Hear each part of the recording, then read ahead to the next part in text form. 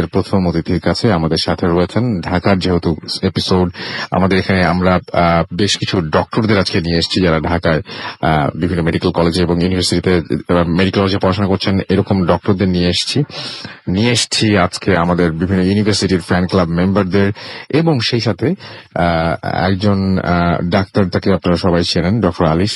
তিনি আবার প্রথম ঘটনাটা বলবেন এবং তারপরে আমরা একে একে অন্যদের সাথে কারা কারা আজকে ঘটনা বলবেন সেটা আপনি ফেসবুকে গিয়েই দেখতে পারবেন। আমরা আলিফের ঘটনা শুনে আসি। আলিফ, আমরা স্বাগত জানাচ্ছি আপনাকে, শুভেচ্ছা জানাচ্ছি আজকে এই সুন্দর একটা এপিসোড। আমরা ঢাকা নিয়ে কোথায় ফার্স্ট এপিসোড, এতদিন আমরা ঢাকা ভূত ফিল্ম করেছি, বাট এটা হচ্ছে ফার্স্ট ঢাকাকে নিয়ে করা episode, so it's very special আমাদের সবার জন্য। হ্যালো লিসনার্স, আসসালামু আলাইকুম। থ্যাংক ইউ রাসেল ভাই, ওয়েলকাম ব্যাক ঢাকাতে। আপনাকে এবং সবাইকে স্বাগতম। তো যেহেতু ঢাকার ছেলে ঢাকার পোলা বলে না মুভিতে, তো স্বাগতম জানালাম আপনাদেরকে। তো প্রথম ঘটনাটা যেটি শেয়ার করব সেটি ঢাকাবাসীদের উদ্দেশ্যে এবং সবাইকে একটু মনোযোগ আকর্ষণ করছি যেন একটু মন দিয়ে আমার ঘটনাটি শোনে। ঘটনাটি 1992 সালের আব্দুল জলিল নামক একজনের ঘটনা রাসেল ভাই শেয়ার করবো আজকে। তার বয়স 35 থেকে 38 হবে সে সময়। তো তার একটি দোকান ছিল, মুদি দোকান, যাত্রাবাড়ির কোন একটা জায়গায়। তো তার বাসা হচ্ছে মালিবাগ রেল ক্রসিং এর সাথেই। তো তখনকার দিনে রাসেল ভাই রাত্রে 11টা-12টা, মানে অনেক রাত, অলমোস্ট ঢাকা অন্ধকার হয়ে যেত বলতে গেলে। তো উনি নর্মালের মতো প্রতিদিনই যেদিন ঘটনাটি ঘটে বা যেদিন সেটি প্রত্যক্ষ করেন সেদিন দোকান থেকে বাসায় ফিরছিলেন। তো ফিরতে গেলে বাসে উঠার লাগে এবং বাস থেকে নেমে তাকে হেঁটে রেল লাইন দিয়ে যদি যায় তাহলে একটু তাড়াতাড়ি হয়, রেল লাইন যদি না যায় তাহলে রিক্সা দিয়ে গেলে একটু ঘুরে যেতে হয়। তো সে নর্মালি রেল লাইনের উপর দিয়ে প্রতিদিন হেঁটে যেত। আচ্ছা।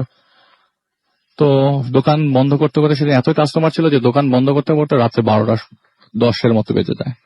তো সে দোকান ক্লোজ করে রাস্তায় দাঁড়ালেন বাসের জন্য। হঠাৎ করে একটি বাস আসলো। রাসেল ভাই বাসে কোনো ঘটনাই ঘটেনি। বাসে ওঠার পরে তিনি সবকিছু নরমাল ছিল। বাস থেকে নামলেন। নামার পরে রেগুলার যে রুটিনটা সে ফলো করতেন রেল লাইনের উপর দিয়ে হেঁটে যাওয়ার, তো সেই মুহূর্তে কিছু মনে লাগে আজকে রেল লাইনের উপর দিয়ে যাবো কিনা, কিন্তু ওই বইতে সে রওনা দিয়ে দিলেন আর কি বাসার উদ্দেশ্যে। সে আর রিক্সা নিলেন না। ওখান থেকে তার বাসা রিক্সা ভাড়া মাত্র 4 টাকা। আচ্ছা। তো রেল লাইনের উপর দিয়ে তখন সে দেখলেন যে ঘড়িতে 12টা 20 উপরে বাজে আর কি। তো রেল লাইনের উপর দিয়ে হাঁটা শুরু করলেন। আচ্ছা। হাঁটতে হাঁটতে প্রায় মিনিট 3 আগানোর পরেই দুই পাশেই বস্তি রাসেল ভাই, মানে রেল লাইনের দুই পাশেই বস্তি। তো একটু আগানোর পরে হঠাৎ করে তার সামনে, মানে আচমকা, মানে এটা তার চিন্তারও বাইরে এবং without signal, without siren, without light, হঠাৎ করে একটা ট্রেন তার সামনে হাজির হয়ে যায়। অসম্ভব রকম ভয় পেয়ে যান তিনি যে উইদাউট সাইরেন, কোনো হুইসেল নাই, কিছু নাই, একটা ট্রেন হঠাৎ করে আমার সামনে চলে আসলো। আর এক্সপিরিয়েন্সের ক্ষেত্রে বলবো রাসেল ভাই তার বাসা রেল লাইনের সাথেই, তো ট্রেন যাওয়া আসা, ট্রেনের মুভমেন্ট, ট্রেনের সাউন্ড সবইতে সে অভিজ্ঞ। একটা ট্রেনের সাইজ কত বড় হতে পারে। তো তখন তাকে জিজ্ঞেস করলাম যে আপনি কি বলতেছেন, আমি কিছু বুঝি নাই। তো তিনি বললেন যে এই ট্রেনের সাইজটা আমি বলতে পারবো না, আমি আপনাকে বলতে পারবো না ট্রেনটা কত বড়। আর আমি যতটুকু যেভাবে ট্রেন দেখছি তার স্বাভাবিকের থেকে অনেক বড় এবং এত দ্রুত ট্রেন আমি কখনো দেখিনি। আমার সামনে চোখের পলকে আমার সামনে হাজির হয়ে গেল এবং আমি খুব ভয় পেয়ে গেলাম। একটু চিন্তা করতে লাগলাম, না এই রাস্তায় আসা যাবে না এরকম কিছু করতে থাকলে। কিন্তু চিন্তার কথা তো পরে রাসেল ভাই, তাকে তো আগে বাঁচতে হবে এই অবস্থা থেকে। সে বস্তির বস্তির পাশ দিয়ে ঘেসে যখন ডান পাশ সরে একটু এগোতে যাচ্ছিলেন, এমন সময় ইঞ্জিন রুম নাকি সেটা সে বললো না। আমি এতগুলো বগি, এখান থেকে বগি তো দেখতেছি, আমি কোনো শেষ পাচ্ছি না, যতটুকু আলোতে চোখ পড়ে আর কি, আমি এটার কোনো শেষ পাচ্ছি না। এমন সময় তার চোখ বাম দিকে যায়। আচ্ছা। এই পাশে বগির জানালাগুলো ছিল এবং তিনি দেখলেন যেটা যে প্রতিটা বগির জানালাতেই অনেকগুলো মানুষ দেখা যাচ্ছে, কিন্তু কারোরই মাথা দেখা যাচ্ছে না। হয়তো তারা লম্বা, মাথা নাই, এটা সে বুঝতে পারছে না এবং সে ওই জায়গায় হাঁটু গেড়ে বসে পড়লেন। যে জিনিসটা দেখে সেটা হচ্ছে জানালা গড়ি বেয়ে বেয়ে রক্ত পড়ছিল। আচ্ছা। এত চিৎকার, এত আহাজারি যে ওখানে মনে হয় কেউ খুন করছে বা কিছু একটা। কিন্তু এই ইনস্ট্যান্সে উনি এত কিছু চিন্তা করার সুযোগ পান নাই, কারণ উনি ওখানেই বসে পড়ছেন। একটু হেলদি বাল্কিয়ার ছিল, তো ওখানেই বসে পড়ার পরে তার সে আর মুভ করতে পারছে না আর কি। সে দেখলো ভেতর থেকে প্রচন্ড মানুষ, মানে অনেকগুলো মানুষ প্রচন্ড চিৎকার করছে, এমন হচ্ছে, এমন মানে ভেতর থেকে কে জানি মারছে কাউকে, পেটাচ্ছে কাউকে, এরকম কিছু একটা তার কাছে মনে হলো। তো এই দৃশ্য কিছুক্ষণ চলমান অবস্থায় থাকার পরে যখন তিনি মানে ভাবলেন যে না, এখানে এতক্ষণ বসে থাকা যাবে না, আর এটা তো তার সামনেই চলছে, আসলে শুনতে অনেক আরাম লাগতে পারে, চিন্তা করলে হয়তো বলতে পারে দূরে এটা কি কখনো হয় নাকি, কিন্তু উনি তো সামনে প্রত্যক্ষ করেছে, ওনার ভিতরের কি অবস্থা তা আমরা কখনোই অনুধাবন করতে পারবো না। আচ্ছা, হ্যাঁ, সেটা একদম সত্যি, সেটা একেবারেই সত্যি। তো তিনি দেখলেন যে রেল মানে ট্রেনটা কিছুক্ষণের মধ্যে, মানে তখন সে চিৎকার দেওয়া শুরু করলো রাসেল ভাই, যে আমাকে বাঁচাও, কিন্তু ওই বস্তির আশেপাশ থেকে কেউ একটা হেল্প করতে আসে নাই একবারের জন্য না, মানে চিৎকারটা কেউ শুনছে বলে তার মনে হয় না, অন্ধকার চারিপাশ। তো যাই হোক, কিছুক্ষণ আমাদের রেল ট্রেনটা ছেড়ে দেয়, ট্রেনটা ছেড়ে দেয় যে এই ট্রেন 1992 সালে বাংলাদেশে ইম্পসিবল, কারণ ওই ট্রেন তো মনে হয় জাপানেও প্রডিউস হয় নাই যে এত ফাস্ট চলে যাবে, ওইটা ট্রেনটাও দেখা যাচ্ছে না, এত ফাস্ট ভ্যানিশ হয়ে গেল ট্রেনটা। আচ্ছা, এবং এত তাড়াতাড়ি চলে গেল তার চোখের সামনে। আমাদের দেশে যেভাবে ট্রেন আমরা দেখি অভ্যস্ত, ঠিক এইভাবে সে না। বললো যে বাংলাদেশের বাইরেও মনে হয় এত ফাস্ট ট্রেন বের হয় না। তো সে কিছুক্ষণ এই দৃশ্য ওটার দিকে তাকিয়েছিল, পরে তো বাসে উঠতে হবে, কিন্তু তার পা আসে না, আনতে পারছিলেন না। আচ্ছা, তো কিছুক্ষণ পর একটি লোক আসার পরে তিনি তার হেল্প নিলেন, হেল্প নিয়ে তার বাড়ি পর্যন্ত পৌঁছে দিলেন, কিন্তু লোকটিকে সে কোনো কথা শেয়ার করলো না, কারণ লোকটিও তো ওই রাস্তা দিয়ে আসলো, সেও তো কিছু দেখতে পারতো, সে কিছুই তো দেখেনি মনে হয়। তো সে তাকে যখন বাসায় পৌঁছে দেয়, পৌঁছে দেওয়ার পর তিনি বাসায় ঢুকে দেখে মাত্র ঘড়িতে 12:35 বাজে। তার মানে এই 10 থেকে 15 মিনিটের দীর্ঘ সময়টা তার কাছে মনে হচ্ছে যে 5 থেকে 6 ঘন্টার, তাকে 5 থেকে 6 ঘন্টা এই জিনিসটা বদল করেছে। আচ্ছা। তো যাই হোক, তিনি বাসায় রেস্ট নিতে শুরু করে দিলেন, মানে সে আর দোকানে যাওয়া মানে বন্ধ করে দিলেন আর কি। তার 12 থেকে 15 দিন পর তার মা মারা যান। এটা রাসেল ভাই কোন ঘটনার সাথে কোনো যোগ সাজশ নাই, তার মার ব্রেস্ট ক্যান্সার ছিল, ওনার মা মারা যান 12 দিন পর। তো 12 দিন পরে উনি তো এইরকম দুইটাই, একটা ফ্রাস্ট্রেশন, একটা আপনার মার প্রতি টেনশন, দুই মিলে সে বাসায় কিছুদিন রেস্ট নিতে থাকে। তো সপ্তাহ দুয়েক পর, মা মারা যাওয়ার সপ্তাহ দুয়েক পর তিনি হঠাৎ করে তার রাতের বেলা ঘুম ভাঙে। তো এর আগে রাসেল ভাই ট্রেন যাওয়া আসা করতো, উনি কিছু একটা ভাবতেন না, কিন্তু এখনই যখনই কোনো ট্রেন যায় তখনই তিনি আটকে উঠতেন। আচ্ছা, রাতের বেলা যখন ঘুম ভাঙে, ঘুম ভেঙে বাথরুম থেকে বের হয়ে তিনি তাওয়ালে খুঁজতে গেলে, মানে তাওয়াল খুঁজতে যে মানে না পেয়ে তিনি বারান্দার দিকে যান। তো দেখে যে বারান্দায় তাওয়াল আছে, সে মুখটা মুছে জাস্ট, তার বাসাটা আবার রাসেল ভাই রেল লাইনের সাথে, তো মুখটা মুছে সে জাস্ট রেল লাইনের দিকে তাকাতেই দেখলো যে ইনস্ট্যান্ট সেই ট্রেন আবার চলে আসলো। আচ্ছা, সাথে সাথে সেই ট্রেন চলে আসার পর তার মাথা নষ্ট হয়ে গেল। এই তো ট্রেন, সেই ট্রেনটাই আবার তার বাসার সামনে, এটা সামনে তো যেতে পারতো, তার সে তো এই জিনিসটা অপ্রত্যক্ষ করছে আরো সামনে, তার বাসার সামনেই কেন থামলো? সে দৌড়ে গিয়ে তার ওয়াইফকে তুললেন, এবং অনেক অগ্রাহ্য করার পর তার ওয়াইফ বারান্দায় যায়। তো যে ব্যাস বলে, কোথায় বারান্দায় তো কিছু মানে দেখলাম না। তো তিনি এই বিষয়টা আর কাউকে কিছু না জানিয়ে তাদের এলাকায় একজনকে জানায় আর কি। আচ্ছা। তো তিনি বলেন, ভাই আপনি নামাজ কালাম শুরু করে দেন। আর রাসেল ভাই তিনি যে নামাজ পড়তেন না তাও না, কিন্তু তেমন একটা রেগুলার ছিলেন না। তো সেই হুজুর বলল যে আপনি নামাজ পড়া শুরু করে দেন, আল্লাহকে ডাকেন, একটু আমলে নামেন। তো সেই জিনিসটা সে ওনার কথাটা শুনলো আর কি, কিন্তু উনি তো কোনো সলিউশন দিতে পারে নাই। তো তার তো বাসায় দোকানে যেতে হবে, সে দোকানে যায়, দোকানটা আবার স্টার্ট করে সে রেগুলার লাইফ। দোকান থেকে সে একইভাবে বাস ধরে রাস্তায় নামে, এবং সেই দিন সে আর রেল লাইন ধরে আগায় না, সেদিন সে রিক্সা নেয়, রিক্সা নিয়ে বাসার গলির সামনে যায়। গলির সামনে পৌঁছানোর পর এই দৃশ্য হয়তো বা সে এইখান দিয়ে আবার কিভাবে সে কি ফলো করবে, এতদিন তো কিছু ঘটছিল না। হঠাৎ করে তিনি দেখলেন গলির ভেতর থেকে কয়েকজন লোক বেরোচ্ছে, তারা সবাই মাথা নিচু করা, সবাই অনেক লম্বা, সবার সাদা কাপড় পরা, কিন্তু সবাই একসাথে আসছে মিছিলের মতো, মানে অনেকগুলো লোক লাইন ধরে আসছে, এবং একের পর এক লাশ বেরোচ্ছে গলি থেকে। ও মাই গড। তো উনি তো এই দৃশ্য আবারও তার সামনে, সেই একই ফ্রাস্ট্রেশন। তো তিনি পাশে একটা বাসা ছিল, সেই বাসার জানালার লাইট জ্বলছিল, তখন 11টা বাজে। তো নক করে সেখানকার যে লোকটি ছিল, যে ফ্ল্যাটের লোকটি ছিল, ওনার হেল্প নিয়ে বাইরে আসে। বাইরে আসার পর কোনো কিছু, সবকিছু নর্মাল আছে, বাইরে কিছু নাই। তো সে তার সাহায্যে বাসায় আসে, এবং তাকেও জিনিসটা শেয়ার করে নাই। তো যে হুজুরটার কাছে সে জিজ্ঞেস করেছিল, হুজুরকে বলেছিল এরকম ঘটনা সে প্রত্যক্ষ করছে, সেই হুজুর ঠিক পরের দিনই তার বাসায় আসেন। তখন সে খেতে বসেছে দুপুরবেলা। বলে যে ভাই আহ, উনি আবার এই কথাটা আবার হুজুরকে যে জানায় যে আমি এরকম ভাবে আমার গলি দিয়ে এরকম ভাবে মানুষ বেরোতে দেখছি, বা আমি রেল লাইনের সামনে এরকম ট্রেন আসতে দেখছি। তো সে হুজুর বলে যে ভাই বিশ্বাস করবে না, গতকালকে আপনি যখন ঈশার ওয়াক্তে আমার কাছে এসেছিলেন, আমাকে যে ঘটনাটাই বললেন, ঠিক আপনি বাসায় যাওয়ার পরে আমি বাসায় যাওয়ার সময় রাস্তা দিয়ে দেখি যে কতগুলো মানুষ লাইন ধরে যাচ্ছে এবং সবার সাথে একটি করে লাশ, অনেকগুলো লাশ। এবার উনি মানে উনি নিজেই প্রত্যক্ষ করলেন। এটা খুব অদ্ভুত ব্যাপার কিন্তু। তো সে বলল যে আচ্ছা ভাই ঠিক আছে, আমি একজন বুজুর্গকে চিনি, নদীর ওপারে যেতে হবে। ঢাকার নদীর উপরে, ঢাকার ভেতরেই তো এখন পরে কেরানীগঞ্জ, তো নদীর উপরে যেতে হবে সে বলে। আচ্ছা, তো নদীর উপরে নিয়ে যে সে কুই চিপা চাপা দিয়ে তাকে এমন এক জায়গায় নিয়ে যায়, এক বুজুর্গ অনেক বয়স্ক, এবং তার ভাষা মতে তার বয়স নাকি অলমোস্ট 100 ক্রস করেছে। আচ্ছা, তো সেই বুজুর্গের কাছে বলল যে আমার এই ঘটনা ঘটেছে, এই হচ্ছে আমার সাথে। তো সে একটা সলিউশন দিল যে বাবা তুই নামাজ পড়া শুরু কর, আল্লাহকে ডাক, আমলে নাম, আর কোনো দিকে না তাকিয়ে ওই এলাকা ছেড়ে 10 মাইল দূরে চলে যা, সার্কেল ধরে, আচ্ছা, দেখবি তুই ভালো হয়ে গেছিস। তো উনিও মনে মনে চিন্তা করলো না ওনার কথাটা রাইট আছে, ওখান থেকে চলে গেলে হয়তো আমি কিছু ফিল করবো না, হয়তো বেঁচে যেতে পারি। তো উনি বললো যে আচ্ছা ঠিক আছে তুই চলে যা। আর এই একটা গ্লাসে পানি ছিল, সেটাতে সে ফু দিল, ফু দিয়ে বললো যেটা তুই খা এবং বিসমিল্লাহ বলে খাবি। সে পানিটা খায় এবং ইনস্ট্যান্সে তার যখন চোখ খুলে সে দেখে তার ঘরের বিছানায় তার ঘুম ভাঙে। তার মাঝখানে কোনো কিছু এর মাঝখানে তার কিছু মনে নাই, কিছু খুব ইনস্ট্যান্সে তার চোখটা খোলার পরে সে দেখে যে সে সকাল হয়ে গেছে এবং ঘুম ভাঙলো মাত্র। মানে পানিটা খেলো, জাস্ট চোখটা খুললো এবং অন্য একটা দিন সকালবেলা কতক্ষণ মাঝখানে কতক্ষণ গেছে সেটা তার কোনো আইডিয়াই নাই। আচ্ছা, তার কাছে মনে হলো আমি তো মাত্র পানি খেলাম, মাত্রই ঘুম থেকে উঠে গেলাম, ওটা দেখে আমার বাসার বিছানায়। খুব অবাক লাগার মতো ঘটনা রাসেল ভাই।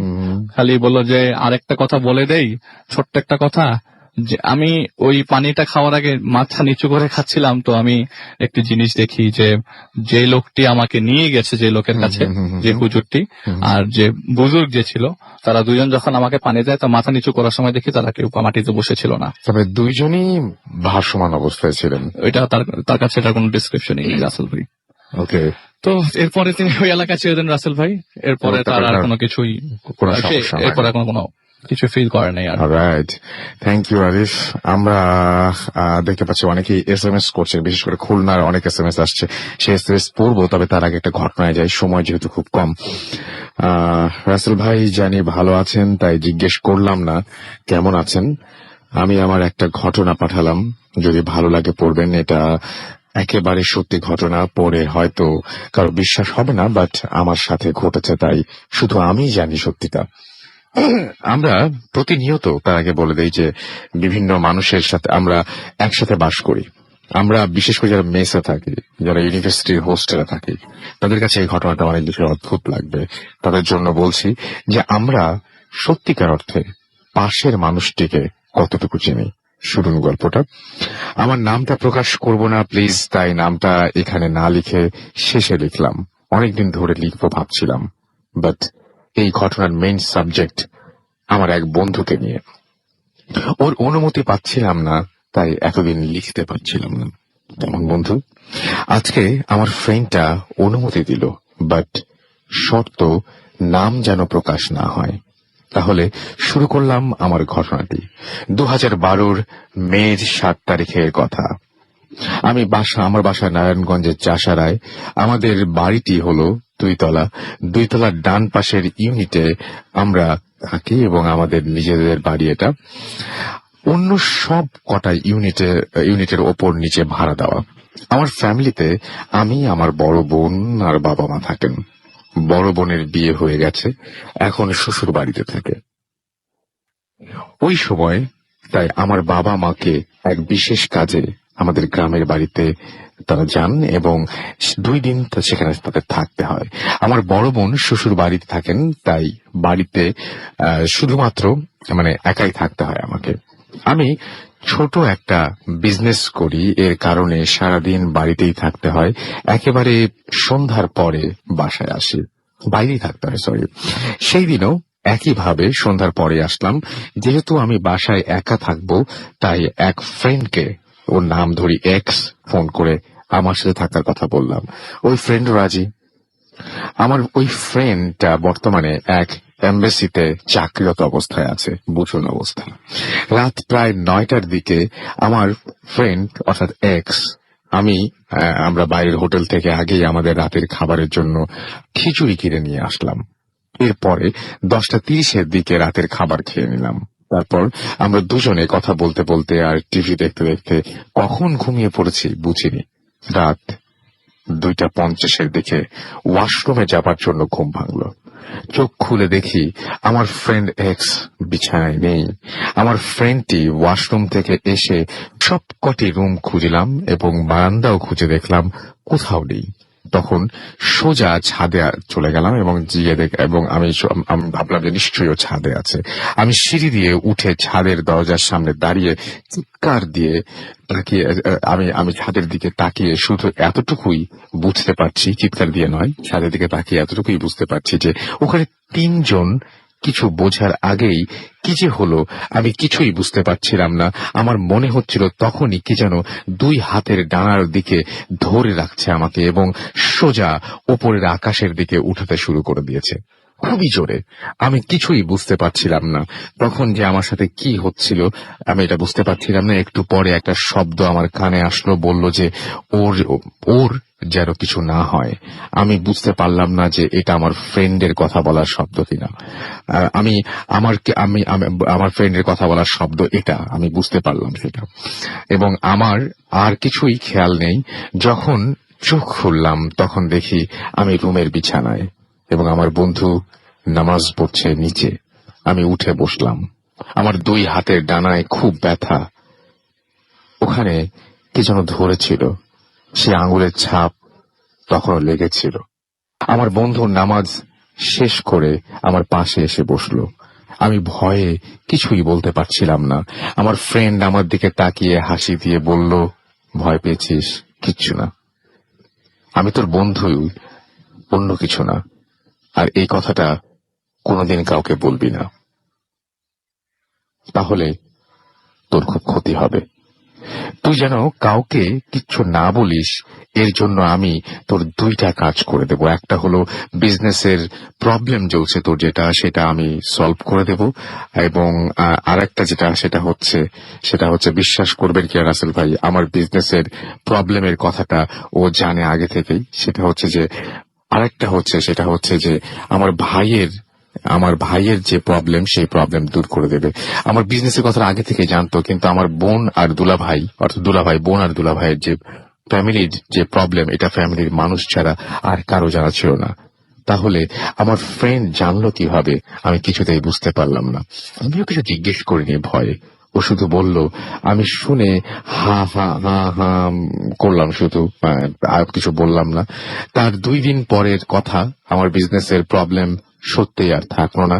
আর তার চেয়েও বড় কথা হলো যে আমার দুলাভাইয়ের সমস্যাটা সলভ হওয়ার মতো ছিল না। ওদের প্রায় ডিভোর্স হয়ে যাবার কথা ছিল। আকস্মিকভাবে তাও মিটে গেল। আমি কখনো কাউকে এই কথা বলিনি ভাই। এই এখনো পর্যন্ত আমরা খুবই ভালো বন্ধু হয়ে আছি। আমি ওকে ওই ব্যাপারে কিছু জিজ্ঞেস করিনি। আমার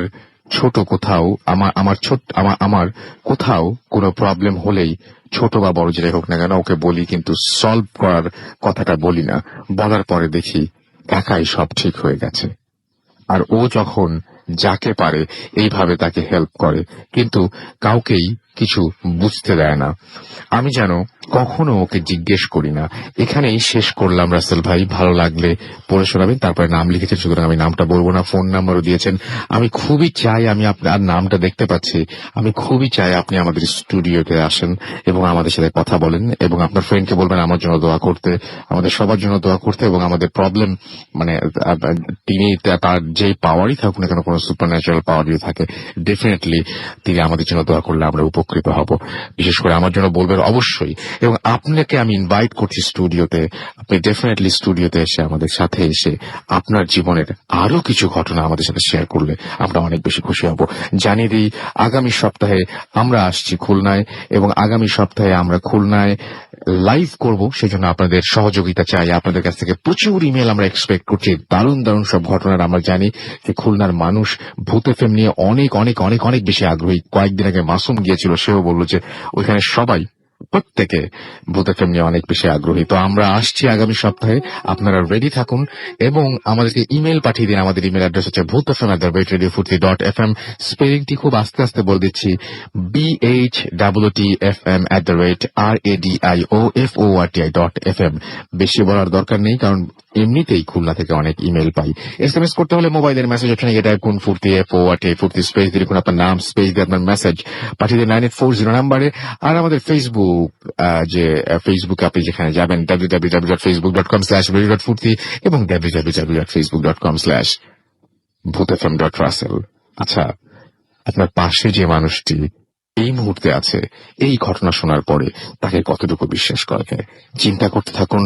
আমরা ছোট্ট একটা বিরতি নিয়ে আবারও ফিরে আসবো। স্টে টিউনড রেডিও ফুর্তি and don't stop the ফুর্তি। Booth FM. The night comes alive with Ra.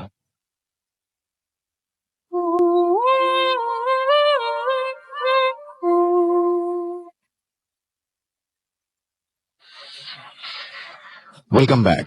শুনছেন সবসময় রেডিও ফুর্তি 8.2 FM। আমি রাসেল আছি, সাথে আমার সাথে রয়েছে মাসুম এবং আজকের অতিথিরা।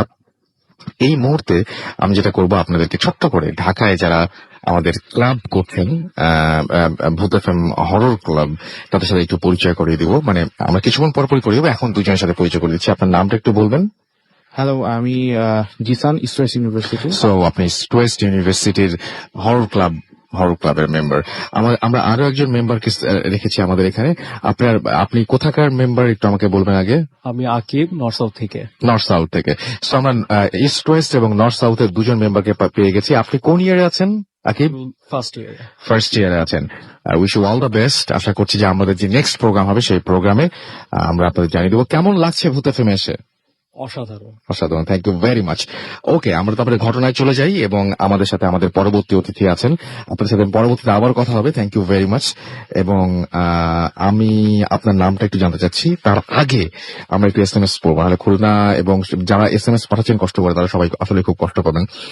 সাইদ আমাদের এসএমএস করেছেন এবং আমাদেরকে বলছেন গল্প পড়া বন্ধ হয়ে গেছিল। নো, গল্প পড়া বন্ধ হয়ে যায়নি, আমরা শুধু সময় পাই না। প্রচুর মানুষ থাকে, সেই জন্য মানে যেখানে প্রচুর অতিথি থাকেন আমাদের। আজকেও অনেক অতিথি আছেন, আমি জানি না সবকিছু কমপ্লিট করতে পারবো কিনা। সবাই এখন একটা করে ঘটনা বলতে পারেন।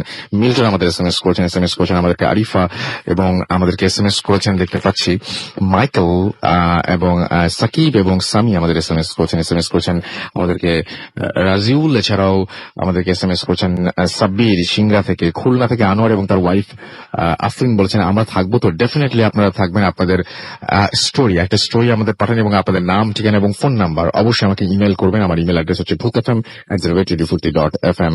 SI চাবরার হাজারিবাগ থেকে এসএমএস করেছেন, আর শুভ আমাদের। আর আপনারা যেটা বললেন আফরিন এবং আনোয়ার এবং আফরিন, আপনারা তো রেগুলার আমাদের ঘটনা পাঠান, সুতরাং আপনারা এমনিতেও ঘটনা না থাকলেও আমাদের সঙ্গে থাকতে পারবেন ডেফিনেটলি। হিমেল পান্ডে আমাদের এসএমএস করেছেন সাজ্জাদ ফার্মগেট থেকে। এছাড়াও আমাদেরকে রাশেদ ফুলবাড়িয়া থেকে এসএমএস করেছেন আমাদেরকে দেখতে পাচ্ছি মিজান সিলেট থেকে। এবং সিলেটেও কিন্তু আমরা যাবো, আমাদের লিস্টে সিলেট রয়েছে, খুব তাড়াতাড়ি আমরা সিলেটে আসছি। মেহেদি আমাদের এসএমএস করেছেন প্রীতি। সেই সাথে আমরা বলবো যে এতক্ষণ ধরে যে দেখলেন যে দুজন আমরা হরর ক্লাব মেম্বারের সাথে কথা আপনাদের পরিচয় করিয়ে দিলাম। খুলনাতে আমরা চাই এরকম হরর ক্লাব খুলতে। সো অবশ্যই রেডি থাকবেন। এবং খুলনা যারা হরর ক্লাব মানে ফর্ম করতে চান, তারা অবশ্যই আমাদের জানাবেন। আপনাদের নাম, ঠিকানা, ফোন নাম্বার, ফেসবুক আইডি সব লাগবে, আমাদের ইমেল করে পাঠিয়ে দিবেন আপনারা। আবারও আসছে খুলনা থেকে আনোয়ার এবং আফরিন, আমরা থাকবো। তো ডেফিনেটলি আপনারা থাকছেন। আমরা চলে যাচ্ছি ঘটনায়। আপনার নামটা প্লিজ একটু বলবেন এবং আপনি কোথা থেকে এসেছেন, তারপর আপনার ঘটনায় যাব। হ্যালো লিসনার্স, আমি সারাবান সালসাবিলা, আমি সাভার থেকে আসছি। সাভার থেকে আচ্ছা আজকে তো ঢাকায় থাকছেন না? জি। ওকে, সো আমরা সাভার থেকে ঢাকাতে দেখছি, আমরা বিভিন্ন জায়গাতেই এরকম দেখি যে যেমন কক্সবাজারে গেলে আমাদের ওখানে চকরিয়ার লোকজন চলে আসেন ঢাকা থেকে। একদিন হয়তো আমরা দেখবো কি এরকম ভাবে আলাদা আলাদা ভাবে ঢাকাতেও করব, সাভারেও করব, টাঙ্গাইলেও করব, এভাবে এভাবে করতে করতে যাব। সেটা সেই দিন আর খুব বেশি দেরি নাই। যাই হোক, আমরা এখন শুনি সাবিলার ঘটনা। আমার ঘটনাটা শুরু হয় ডিসেম্বর মাসে 2015-তে। জি আমার অপারেশন হয় অ্যাপেন্ডিক্সের। জি আমি যেদিন অপারেশন হয় তার 6 দিন পর আমি রাতে বিছানায় একলা ছিলাম হুম হসপিটালের বেডে। জি হসপিটালের বেডে রাত প্রায় 3টা বাজে। 3টার দিকে মানে বিছানার নিচে একটা শব্দ হয়, শব্দে ঘুম ভেঙে যায় আমার। শব্দটা একতালেই চলছিল। হুম মনে হচ্ছিল বিছানার নিচে কেউ একজন আছে যে শব্দ করছে। তা, পরে মানে বিছানার নিচ থেকে কান্নার শব্দ আসে, আবার মাঝে মাঝে হাসিরও শব্দ আসে। হুম তখন আমার মা বাবারা ছিল না। আচ্ছা পরে যখন আমার নানু আমার রুমে ঢুকে হুম তখন আমি চিৎকার করি, আমার বাবা মা সবাই আসে। হুম আসার পর আমি বলি যে বিছানার নিচে কিছু একটা আছে। তখন আচ্ছা, আমার আম্মু দেখে একটা টেনিস বল। Tennis ball? হ্যাঁ, আচ্ছা, আর হসপিটালে সচরাচর টেনিস বল থাকে না, হুম আর আমার অপারেশনের রুগী আর টেনিস বল থাকার কথা ছিল না। হুম তারপর থেকে যখন বাসায় আসি বিভিন্ন ধরনের ঘটনা ঘটে আমার সাথে। এরকম বিভিন্ন ধরনের নানা ধরনের ঘটনা ঘটে। মানে আমার চুল ধরে টানে, আমার আমার সাথে কথা বলতে চায় কেউ একজন। হুম। আমি মানে কিছু একটা দেখি, কিছু একটা ফিল করি, আমার কাছে এসে কান্না করে আমার পাশে থাকে, এটা বুঝতে পারি।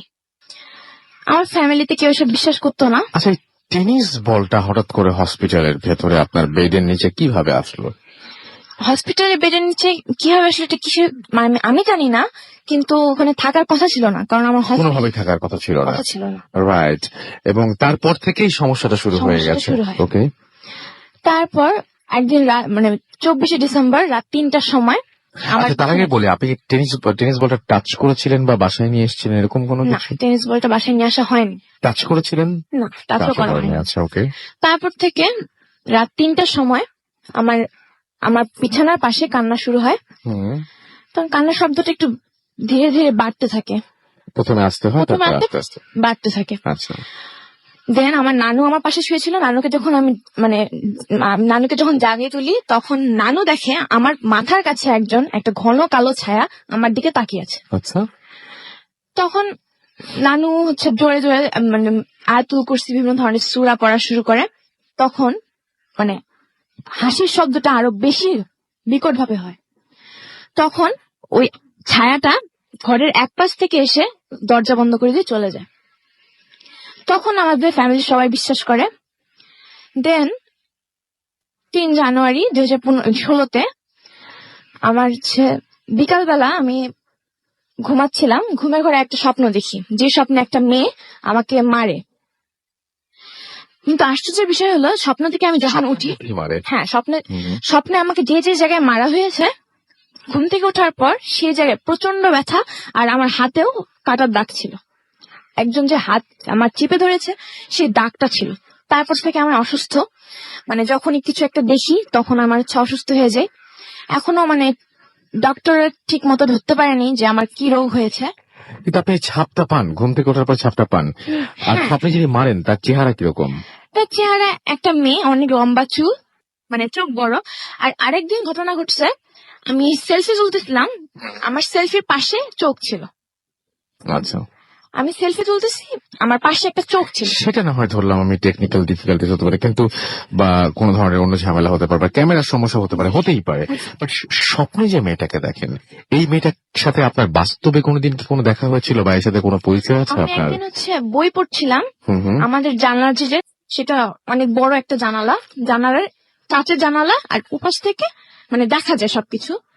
আমি একটা মেয়ে দেখি, সেম মেয়ে যে মেয়েটাকে আমি স্বপ্নে দেখেছি, সেই মেয়েটা বসেছিল। যখনই আমি ভয় পেয়ে উঠে বসি, মেয়েটা সেখানে ছিল না, কিন্তু সেই মেয়েটাই আমাকে স্বপ্নে আমাকে মারে।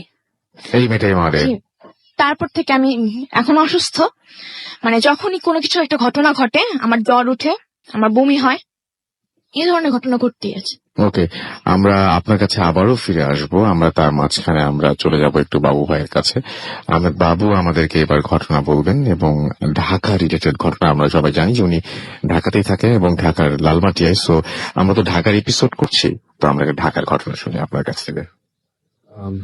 হ্যালো লিসনার্স, এই কাহিনীটা অ্যাকচুয়ালি মিরপুরের ঘটনা। আচ্ছা। এটা রুবেল নামে একজন শেয়ার করেছে আমার কাছে। সে মিরপুর 14 নম্বরে থাকতো। সেখানে একটা কোয়ার্টার ছিল আগে, এখন আছে কিনা আমি জানি না। ব্যাটালিয়ন বলতো তাকে। ব্যাটালিয়ন কোয়ার্টারে ওখানে থাকতো আর কি। ওকে। তো যাই হোক, তো উনি ওখান থেকে মানে ওই রুবেল যিনি ছিলেন আমার থেকে অনেক বড় বয়সে, সিনিয়র আর কি। তখন উনি ইয়াং, ওনার তো টিনেজার ছেড়িয়ে গেছেন আর কি তখন বয়স। তো উনি রাতের বেলা চলাফেরা করতেন, আড্ডা মারতে যেতেন, এবং মানে আপনার মিরপুর এলাকার সরাপাড়া এরকম জায়গায় ঘুরে ঘুরে আসতেন। তো ওনার বাসায় আসার জন্য ওনাকে একটা শর্টকাট ব্যবহার করতে হতো, সেটা হচ্ছে ইব্রাহিমপুরের মধ্যে দিয়ে উনি আসতেন আর কি। আচ্ছা। তো একদিন উনি এরকম আসছেন ওখান থেকে হেঁটে হেঁটে, তো রাত হয়ে গেছে, তো ওখানে একটা পুকুর ছিল। তো উনি হঠাৎ খেয়াল করে দেখলেন যে পুকুরের পাড়ে মনে হচ্ছে যে কিছু একটা মানে ইটস লাইক একটা পশুর মতো, লাইক কাইন্ড অফ কুকুর টাইপের একটা কিছু বসে আছে, কিছু একটা খাচ্ছে বা সামথিং লাইক দ্যাট। তো সে ফার্স্টে কুকুর মনে করে, ইগনোর করে, রাতের বেলা একটা এরকম থাকতেই পারে, রাস্তার মধ্যে পুকুর পাড়ে কুকুর টুকুর থাকতে পারে। তো সে যখন কাছে চলে আসে তখন দেখে যখন একটা না মানে একটা সাথে 3-4টা মনে হলো বাতাস থেকে মানে মানে মানে অদৃশ্য থেকে জেনারেট হলো 2-3টা, এবং তার দিকে তাকালো। তার দিকে যখন তাকালো, সে বলল যে জিনিসটার চেহারা ছিল just like kind of like মানুষের মুখের মতো, জাস্ট কুকুরের মুখের মতো না, শরীরটা ওরকম, চেহারা মানুষের মুখের মতো, এবং জল জল করে তাকে আছে, এবং সেগুলোর মুখের মধ্যে লাইক পচা মাছ টাছ টাইপের খাবার। তো সে না খুব মানে ভয় পেয়ে যায় জিনিসটা দেখে, মানে অ্যাবনর্মাল একটা জিনিস। তো উনি এটা দেখে উনি করে কি, কিছুক্ষণ দাঁড়া যায়, একটু দোয়া পড়ে আর কি। তখনকার মানে ওনার যে স্টেটটা ছিল আসলে ওইরকম ভাবে চিন্তা করার মতো না, একটু ভয় পাচ্ছিল। তো সে হাঁটা শুরু করে, আবার ভয় মানে সাইড হয়ে হাঁটা শুরু করে। তো তারপর থেকে সে যদি দেখে যে একটু পরপরই তাকে ফলো করে করে ওই জিনিসগুলো আসতেছে, এবং ফলো করার জিনিসটা হচ্ছে এরকম যে হেঁটে আসা না রাসেল ভাই, এটা লাইক মানে মনে হচ্ছে কিছু আছে আবার কিছু নাই, ধোঁয়াশা টাইপের। লাইক অনেক সময় আমরা মরিচিকা দেখি না, জাস্ট লাইক দ্যাট, সেইভাবে। এবং জিনিসটা তার বাসা পর্যন্ত তাকে ফলো করে আসে, এবং ওই রাতে তার প্রচন্ড জ্বর হয়। আচ্ছা। এবং জ্বর হওয়ার পর থেকে সে অসুস্থ হয়ে যায় বেশ, এবং তখন সে খেতে পারতো না, করতে পারতো না, মানে নর্মাল লাইফ লিড করতে পারতো না। এবং প্রায় সে ওই একটা অন্ধকার ছায়ার মতো দেখতো, তার বাসার আশেপাশে ঘোরাফেরা করে। এবং ওই যে জায়গাটা ছিল, যে গলিটা যেখানে আসতো, ওই জায়গাটার নামে নাকি রাসেল ভাই এখনো মানে এখন মানে তখন পর্যন্ত উনি বলছে, তখন পর্যন্ত জায়গাটা বেশ মানে বদনাম ছিল একটা জায়গা ভাই। ইব্রাহিমপুর থেকে 14 নম্বর যাওয়ার পথে একটা গলি ছিল, আচ্ছা। এখন আছে কিনা আমি জানি না। তো যাই হোক, উনি ওটাতে অনেকদিন সাফার করে, এই অন্ধকার এই প্রবলেমটা দিয়ে সাফার করে। পরবর্তীতে উনি এটা মানে মানে বিভিন্ন ট্রিটমেন্টের মাধ্যমে আস্তে আস্তে উনি এটা থেকে রিকভার করেন আর কি। আচ্ছা, এটা ছিল না, এটা ছিল আপনার কাহিনী। ওকে, থ্যাংক ইউ ভেরি মাচ। আমরা একটু আমাদের যে ফেসবুকে আমাদের যারা লিখছেন তাদের কিছু কমেন্ট আমরা পড়ে ফেলতে চাই, যারা আমাদের সাথে আছেন। আমরা জানি দিয়ে আজকে আমরা ঢাকা থেকে শো করছি, এবং এই শোটা আর সব ঢাকার অন্য দিনের শো এর মতন না।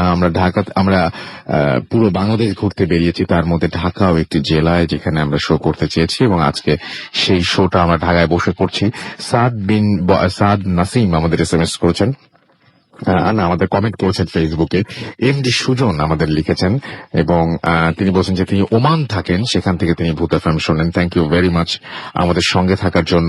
উৎস রায় আমাদের লিখেছেন, এবং আমাদেরকে এখানে লিখেছেন রোমিও রোমেল, এবং আমাদেরকে লিখেছেন, দেখতে পাচ্ছি তিনি বলছেন যে বাবু ভাইয়ের ঘটনা নিশ্চয়ই আগের মতো সুন্দর হবে। আমাদেরকে লিখেছেন, দেখতে পাচ্ছি যে মনিউদ্দিন মনি, আমাদেরকে ফারনান আহমেদ লিখেছেন এখানে। এছাড়াও লিখেছেন তারেক আজিজ, সাদ নাসিম, এমডি সামিউল শাওন, ফারুক খান, রবি SK। এছাড়াও দেখতে পাচ্ছি এমডি তাহমিদ সাদ, আচ্ছা MD Tahmid, Abrar Ashraful, Khandakar Mainul Munna, MD Yusuf Chowdhury, KI Sabuj সহ আরো অনেকে।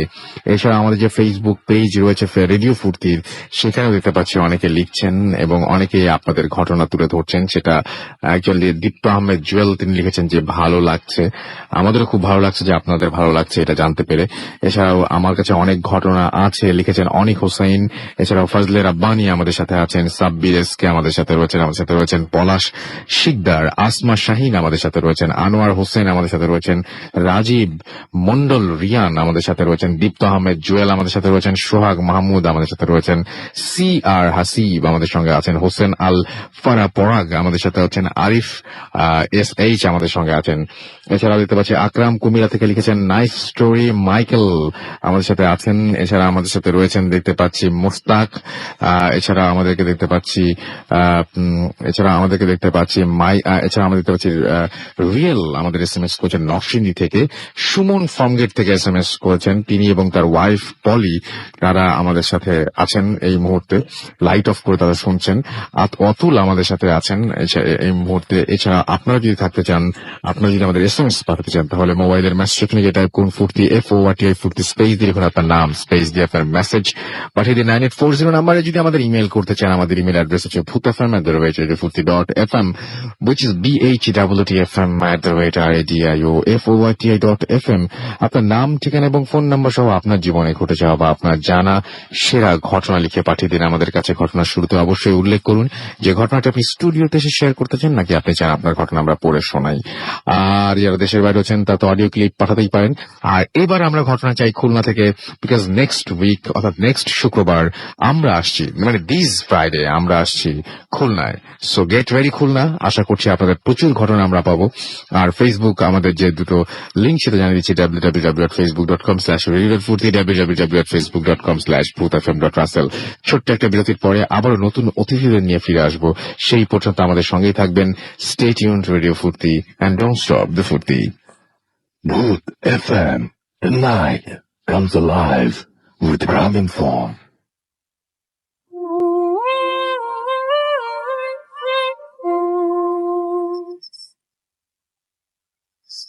Yes, the night comes alive with Graminphone.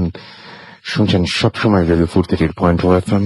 আমি রাস্তার আছি, সাথে আমার সাথে রয়েছে মাসুম এবং আজকের অতিথিরা। এবং আমরা আজকে, আপনারা সবাই জানেন যে ঢাকা এপিসোড করছি, এরপরে আমরা চলে যাব খুলনায় এবং আগামী সপ্তাহে আপনাদের সাথে কথা হবে খুলনা থেকে। আপাতত ঢাকা ঘরে আমরা শুনে আসবো। আমাদের সঙ্গে আরো নতুন অতিথি যোগ দিয়েছেন। আপনার নামটা প্লিজ একটু বলবেন, তারপর আপনার কথা শুনবো আমরা। সারার জি, স্যার আপনি ঢাকার ঘটনা বলবেন, রাইট? আমি একটু উল্লেখ করে নেই যে কিছু কিছু সময় দেখা যায়, একটু আগের যে ঘটনাটা আমরা শুনলাম যে একজন ভদ্রলোক যিনি কিনা মগবাজারে থাকতেন, তার সাথে অনেক প্রবলেম হতো। তারপরে তিনি সেই মগবাজার থেকে তার বাড়িটা শিফট করে 10 মাইল দূরে নিয়ে গেলেন এবং তিনি ভালো ছিলেন। কিন্তু এখন যে ঘটনা শুনবো সেই ঘটনাটা সেটা থেকে একেবারেই আলাদা। আপনারা শুনলেই বুঝতে পারবেন এবং আমরা সরকারের কাছে সেই ঘটনাটা শুনবো। জি, এই ঘটনাটা অ্যাকচুয়ালি স্টার্ট হয় যখন আমার বাবা পেটে ছিল, আমার দিদার। সো আমরা জানি যে আগের কালে বাসাগুলো, আমার বাবার বাসাটা actually like home town, like যেখানে জন্ম হয়েছে সেটা ফরিদপুর ছিল। সো ওখানে বাসাগুলা যেখানে জন্ম হয়েছে ওই বাসাটা ছিল টিন শেডের, রাইট? সো যখন আমার বাবা কনসিভ করেছিল লাইক বাবাকে, তখন ওখান থেকে প্যারানর্মাল অ্যাক্টিভিটি শুরু হয় অনেক রকমের। যেমন নর্মালি অনেক সময় শোনা যেত যে টিন শেডে চাল ছিল যেটার উপর দিয়ে মানুষ হাঁটাহাঁটি করতো এবং অন্য মানুষ ঢিল দেওয়ার আওয়াজ হতো, কিন্তু ওটা অনেক রাতে, যেটা নর্মালি হওয়া সম্ভব ছিল না। এন্ড দেন অনেক ধরনের শ্যাডোজ দেখা যেত, তো যেগুলো নর্মালি আমরা দেখি না। এবং ওরকম প্যারানর্মাল অ্যাক্টিভিটিস এর মধ্যেই আমার বাবার জন্ম হয়। সো বাবা জন্ম হওয়ার পরে আমরা যেমন জানি যে নর্মাল বাচ্চাদেরকে সাজানো হয় কপালের মধ্যে কালো টিপ দিয়ে, এটসেট্রা। সো এভাবে করে আমার বাবাকে কপালের মধ্যে কালো টিপ দিয়ে একদিন রোজার সময় আমার 2 বড় ফুপ্পি নিয়ে বের হলো। সো বারান্দার মধ্যেই ঘোরাঘুরি করছে, বারান্দায় দোলনা ছিল, দোলনায় শুয়ে ওরা গল্প করছে নিজেদের মতন। তার মধ্যে আজান পড়ে। আজান পড়ার পর ওরা ইফতারি করার এক্সাইটমেন্টে বাবাকে ভুলে ওখানে ফেলে দিয়ে চলে যায় ইফতারি করতে। সো আজান পড়ার সাথে সাথে তো সূর্য আস্তে আস্তে ডুবছে।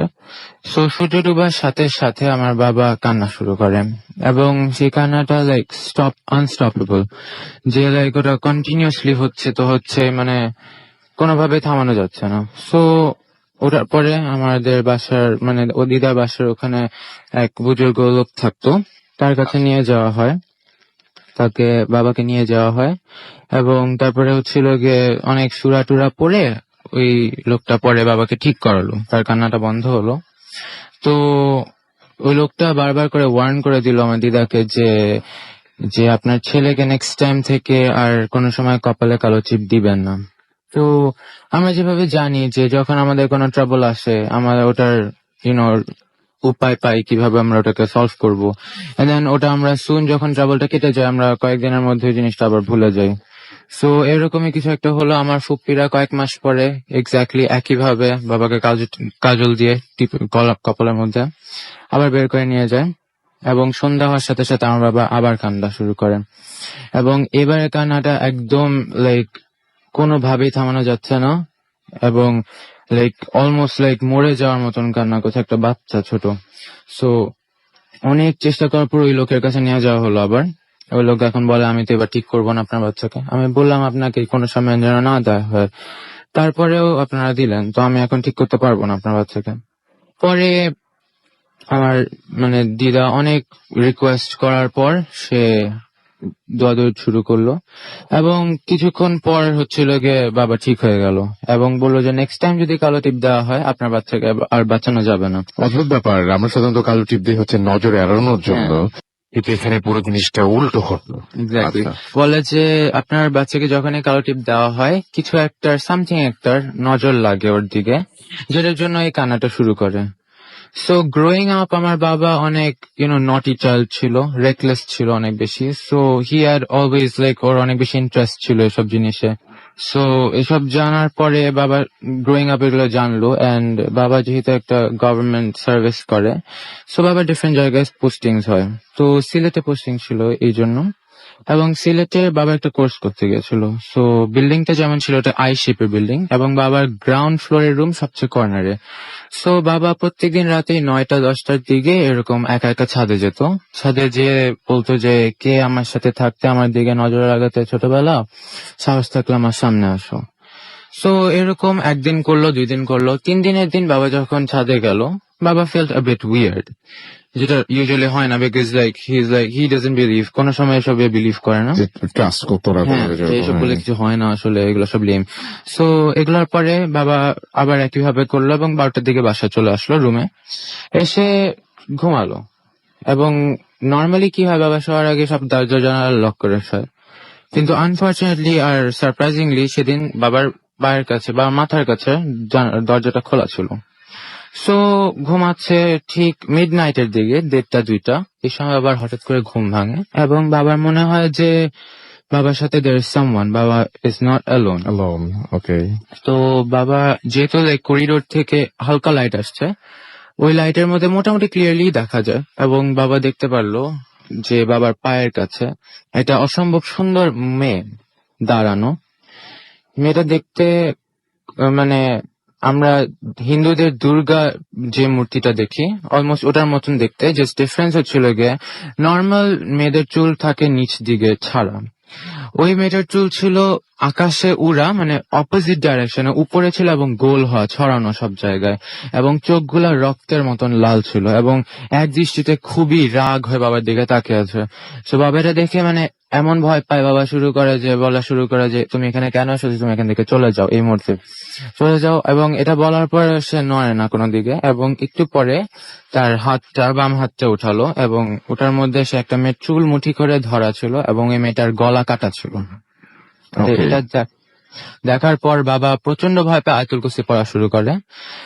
আয়াতুল কুরসি যত পড়ে ওই মেয়ে আরো রাগ হয়, আরো লাইক ভিশিয়াস ভাবে তাকায় বাবার দিকে। সো ওভাবে করে আস্তে আস্তে আয়াতুল কুরসি পড়তে পড়তে ওই মেয়েটা আস্তে আস্তে ফ্লোট করা শুরু করলো মাটির থেকে, ফ্লোট করে আস্তে দরজা দিয়ে ভ্যানিশ হয়ে যায়। Yes. ওকে, একটা জিনিস সেটা হচ্ছে আপনার বাবার জীবনে এই সমস্ত ঘটনা ঘটেছে। আপনাদের ফ্যামিলি মেম্বার আরো 2 জন আছেন এখানে, আপনার মা আছেন। আপনার নামটা একটু প্লিজ বলবেন। আমি ইশফার। ভাই আপনি? জি, আমি সারার ভাইয়া। আচ্ছা, সারার ভাইয়া। সারার আম্মুর সাথে আমি একটু পরিচয় হই, আমরা একটু জাস্ট একটু পরিচিত হই। জি, আমি তানিয়া। ওকে, আর তো আমি আপনার কাছে একটু জানতে চাইবো যে আপনি বলছি আমরা শুনছিলাম আপনার কাছ থেকে যে এই যে ওরা বলছিল যে ওনাদের বাবার যে সমস্যাটা ছোটবেলায় হয়েছিল, কিন্তু সেই সমস্যাটা রেশ ধরে এই মেয়েটিকে কি আপনাদের মানে আপনারা কেউ দেখেছেন, আপনাদের 3 জনে কেউ দেখেছেন যে মেয়েটির কথা উনি বলেন? না, আমি ঠিক আসলে মেয়েটা কেমন ছিল বা কি সেটা তো আমি জাস্ট এমনি শুনেছি। আমি কখনো ওভাবে করে তো কিছু মানে যেহেতু এটা আমি বলতেই পারবো না, কিন্তু আমি এটুকুই বলতে পারি একটা সময় যেহেতু আমার হাজবেন্ড গভর্নমেন্ট সার্ভিস করেন এবং বিভিন্ন জায়গায় তার পোস্টিং থাকে, আমরা একটা হিলি এরিয়াতে যে কোনো একটা প্লেসে ওখানে একবার, তখন আমার বাচ্চারা খুব ছোট, ওদেরকে নিয়ে আমি ওখানে গেলাম। আর তার চেয়েও আগে আমি বলি, আমার বড় ছেলে যখন আমি কনসিভ করি তখনও এই ধরনের কিছু অ্যাবনর্মাল ব্যাপার, প্যারানর্মাল অ্যাক্টিভিটিস আমার বাসায় ছিল। বিকজ ওর বাবা একটা ভাইটাল পোস্টে ছিল এবং ওকে খুব বিজি থাকতে হতো, আমি অলমোস্ট একাই থাকতাম। সেই সময়টায় আমাকেও কিছুটা জিনিস, এই ধরনের জিনিস ফেস করতে হয়েছে এবং আমি তখন জিনিসটাকে আসলে এভাবে দেখতাম যে হয়তো আমি প্রেগনেন্ট, সো সেজন্যই হয়তো আমি ভয় পাচ্ছি। হ্যাঁ, রাইট। অনেকেই বলেন যে এই সময়টা অনেক রকম চিন্তা আসে মাথায়। রাইট, ওটা থেকেই, বাট আমি ওটাকে কখনো সিরিয়াসলি ওভাবে কিছু ধরিনি।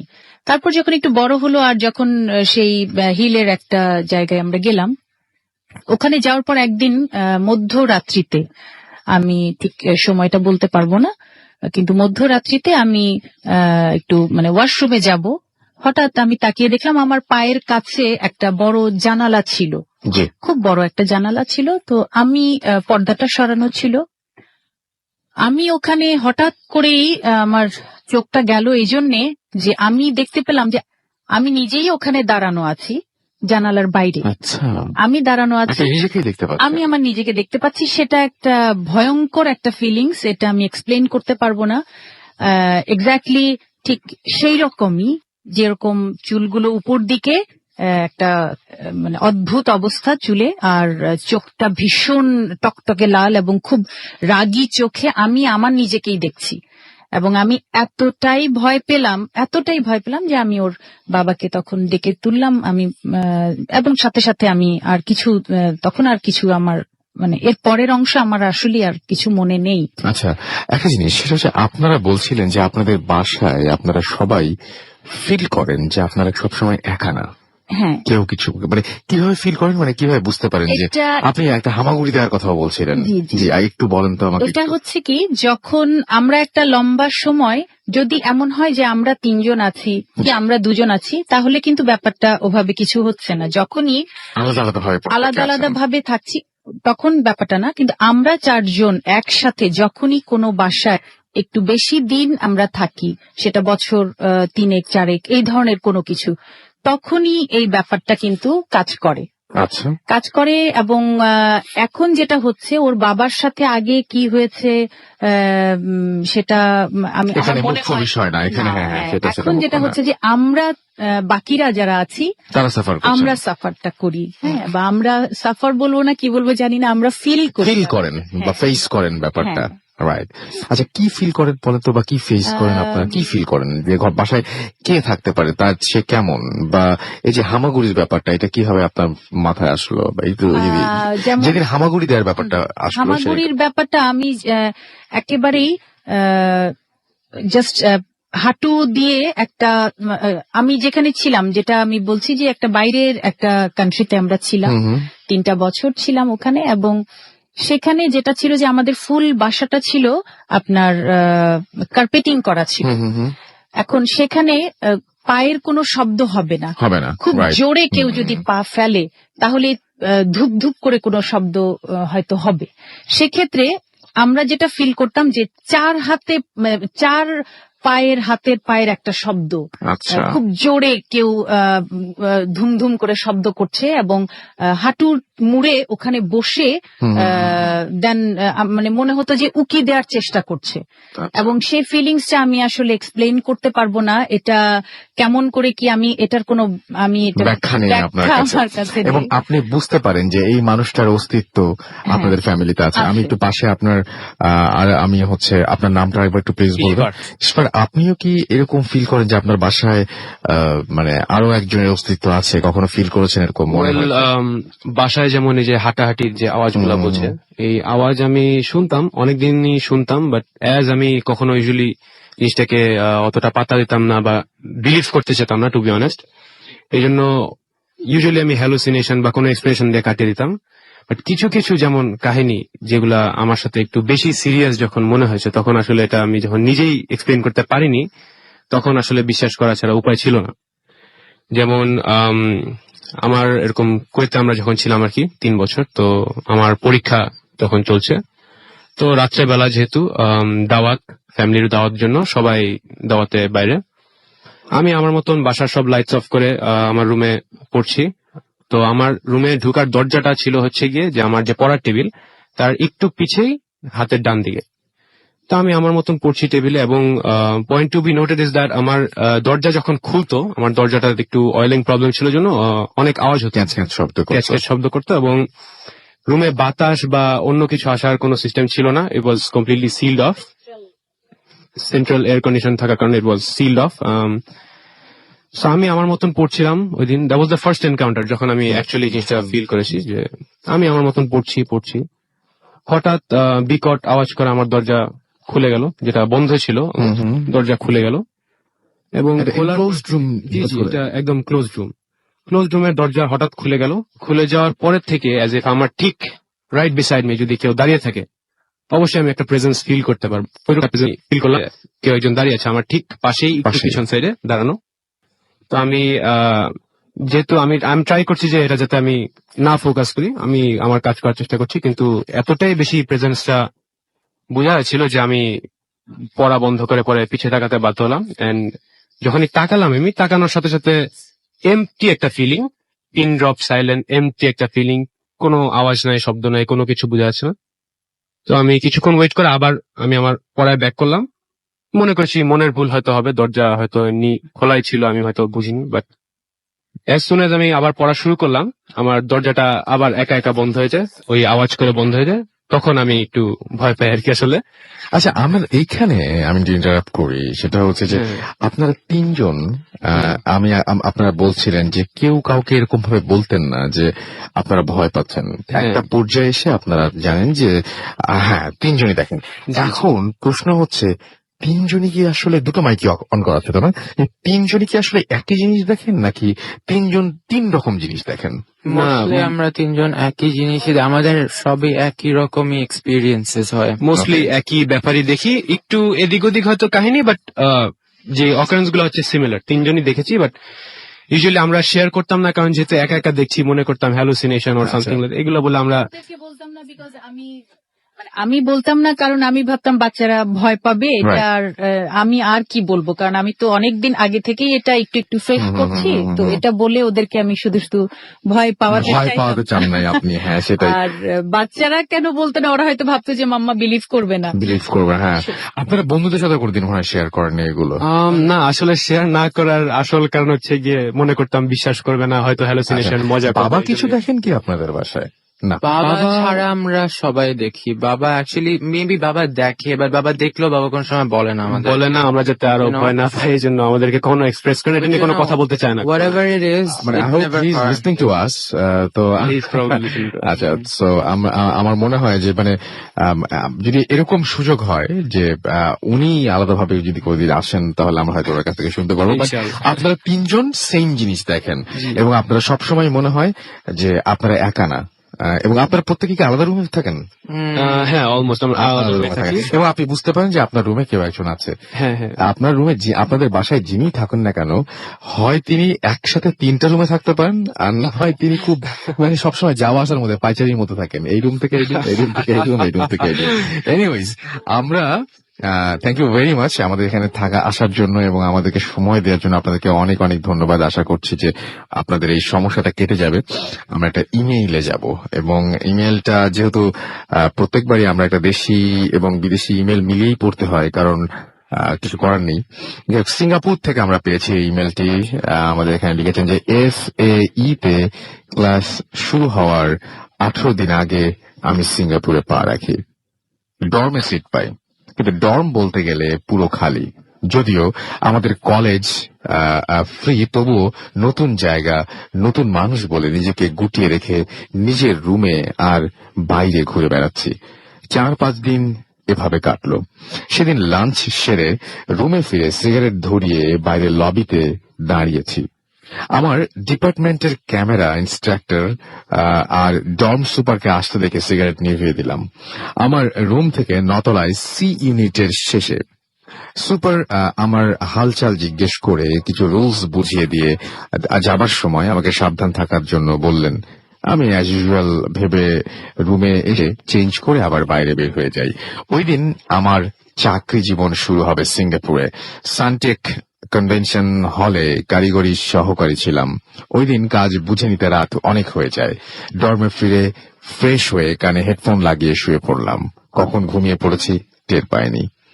ঘুমটা বেশ মাঝরাতে ভেঙে গিয়েছিল, এটা টের পেয়েছি।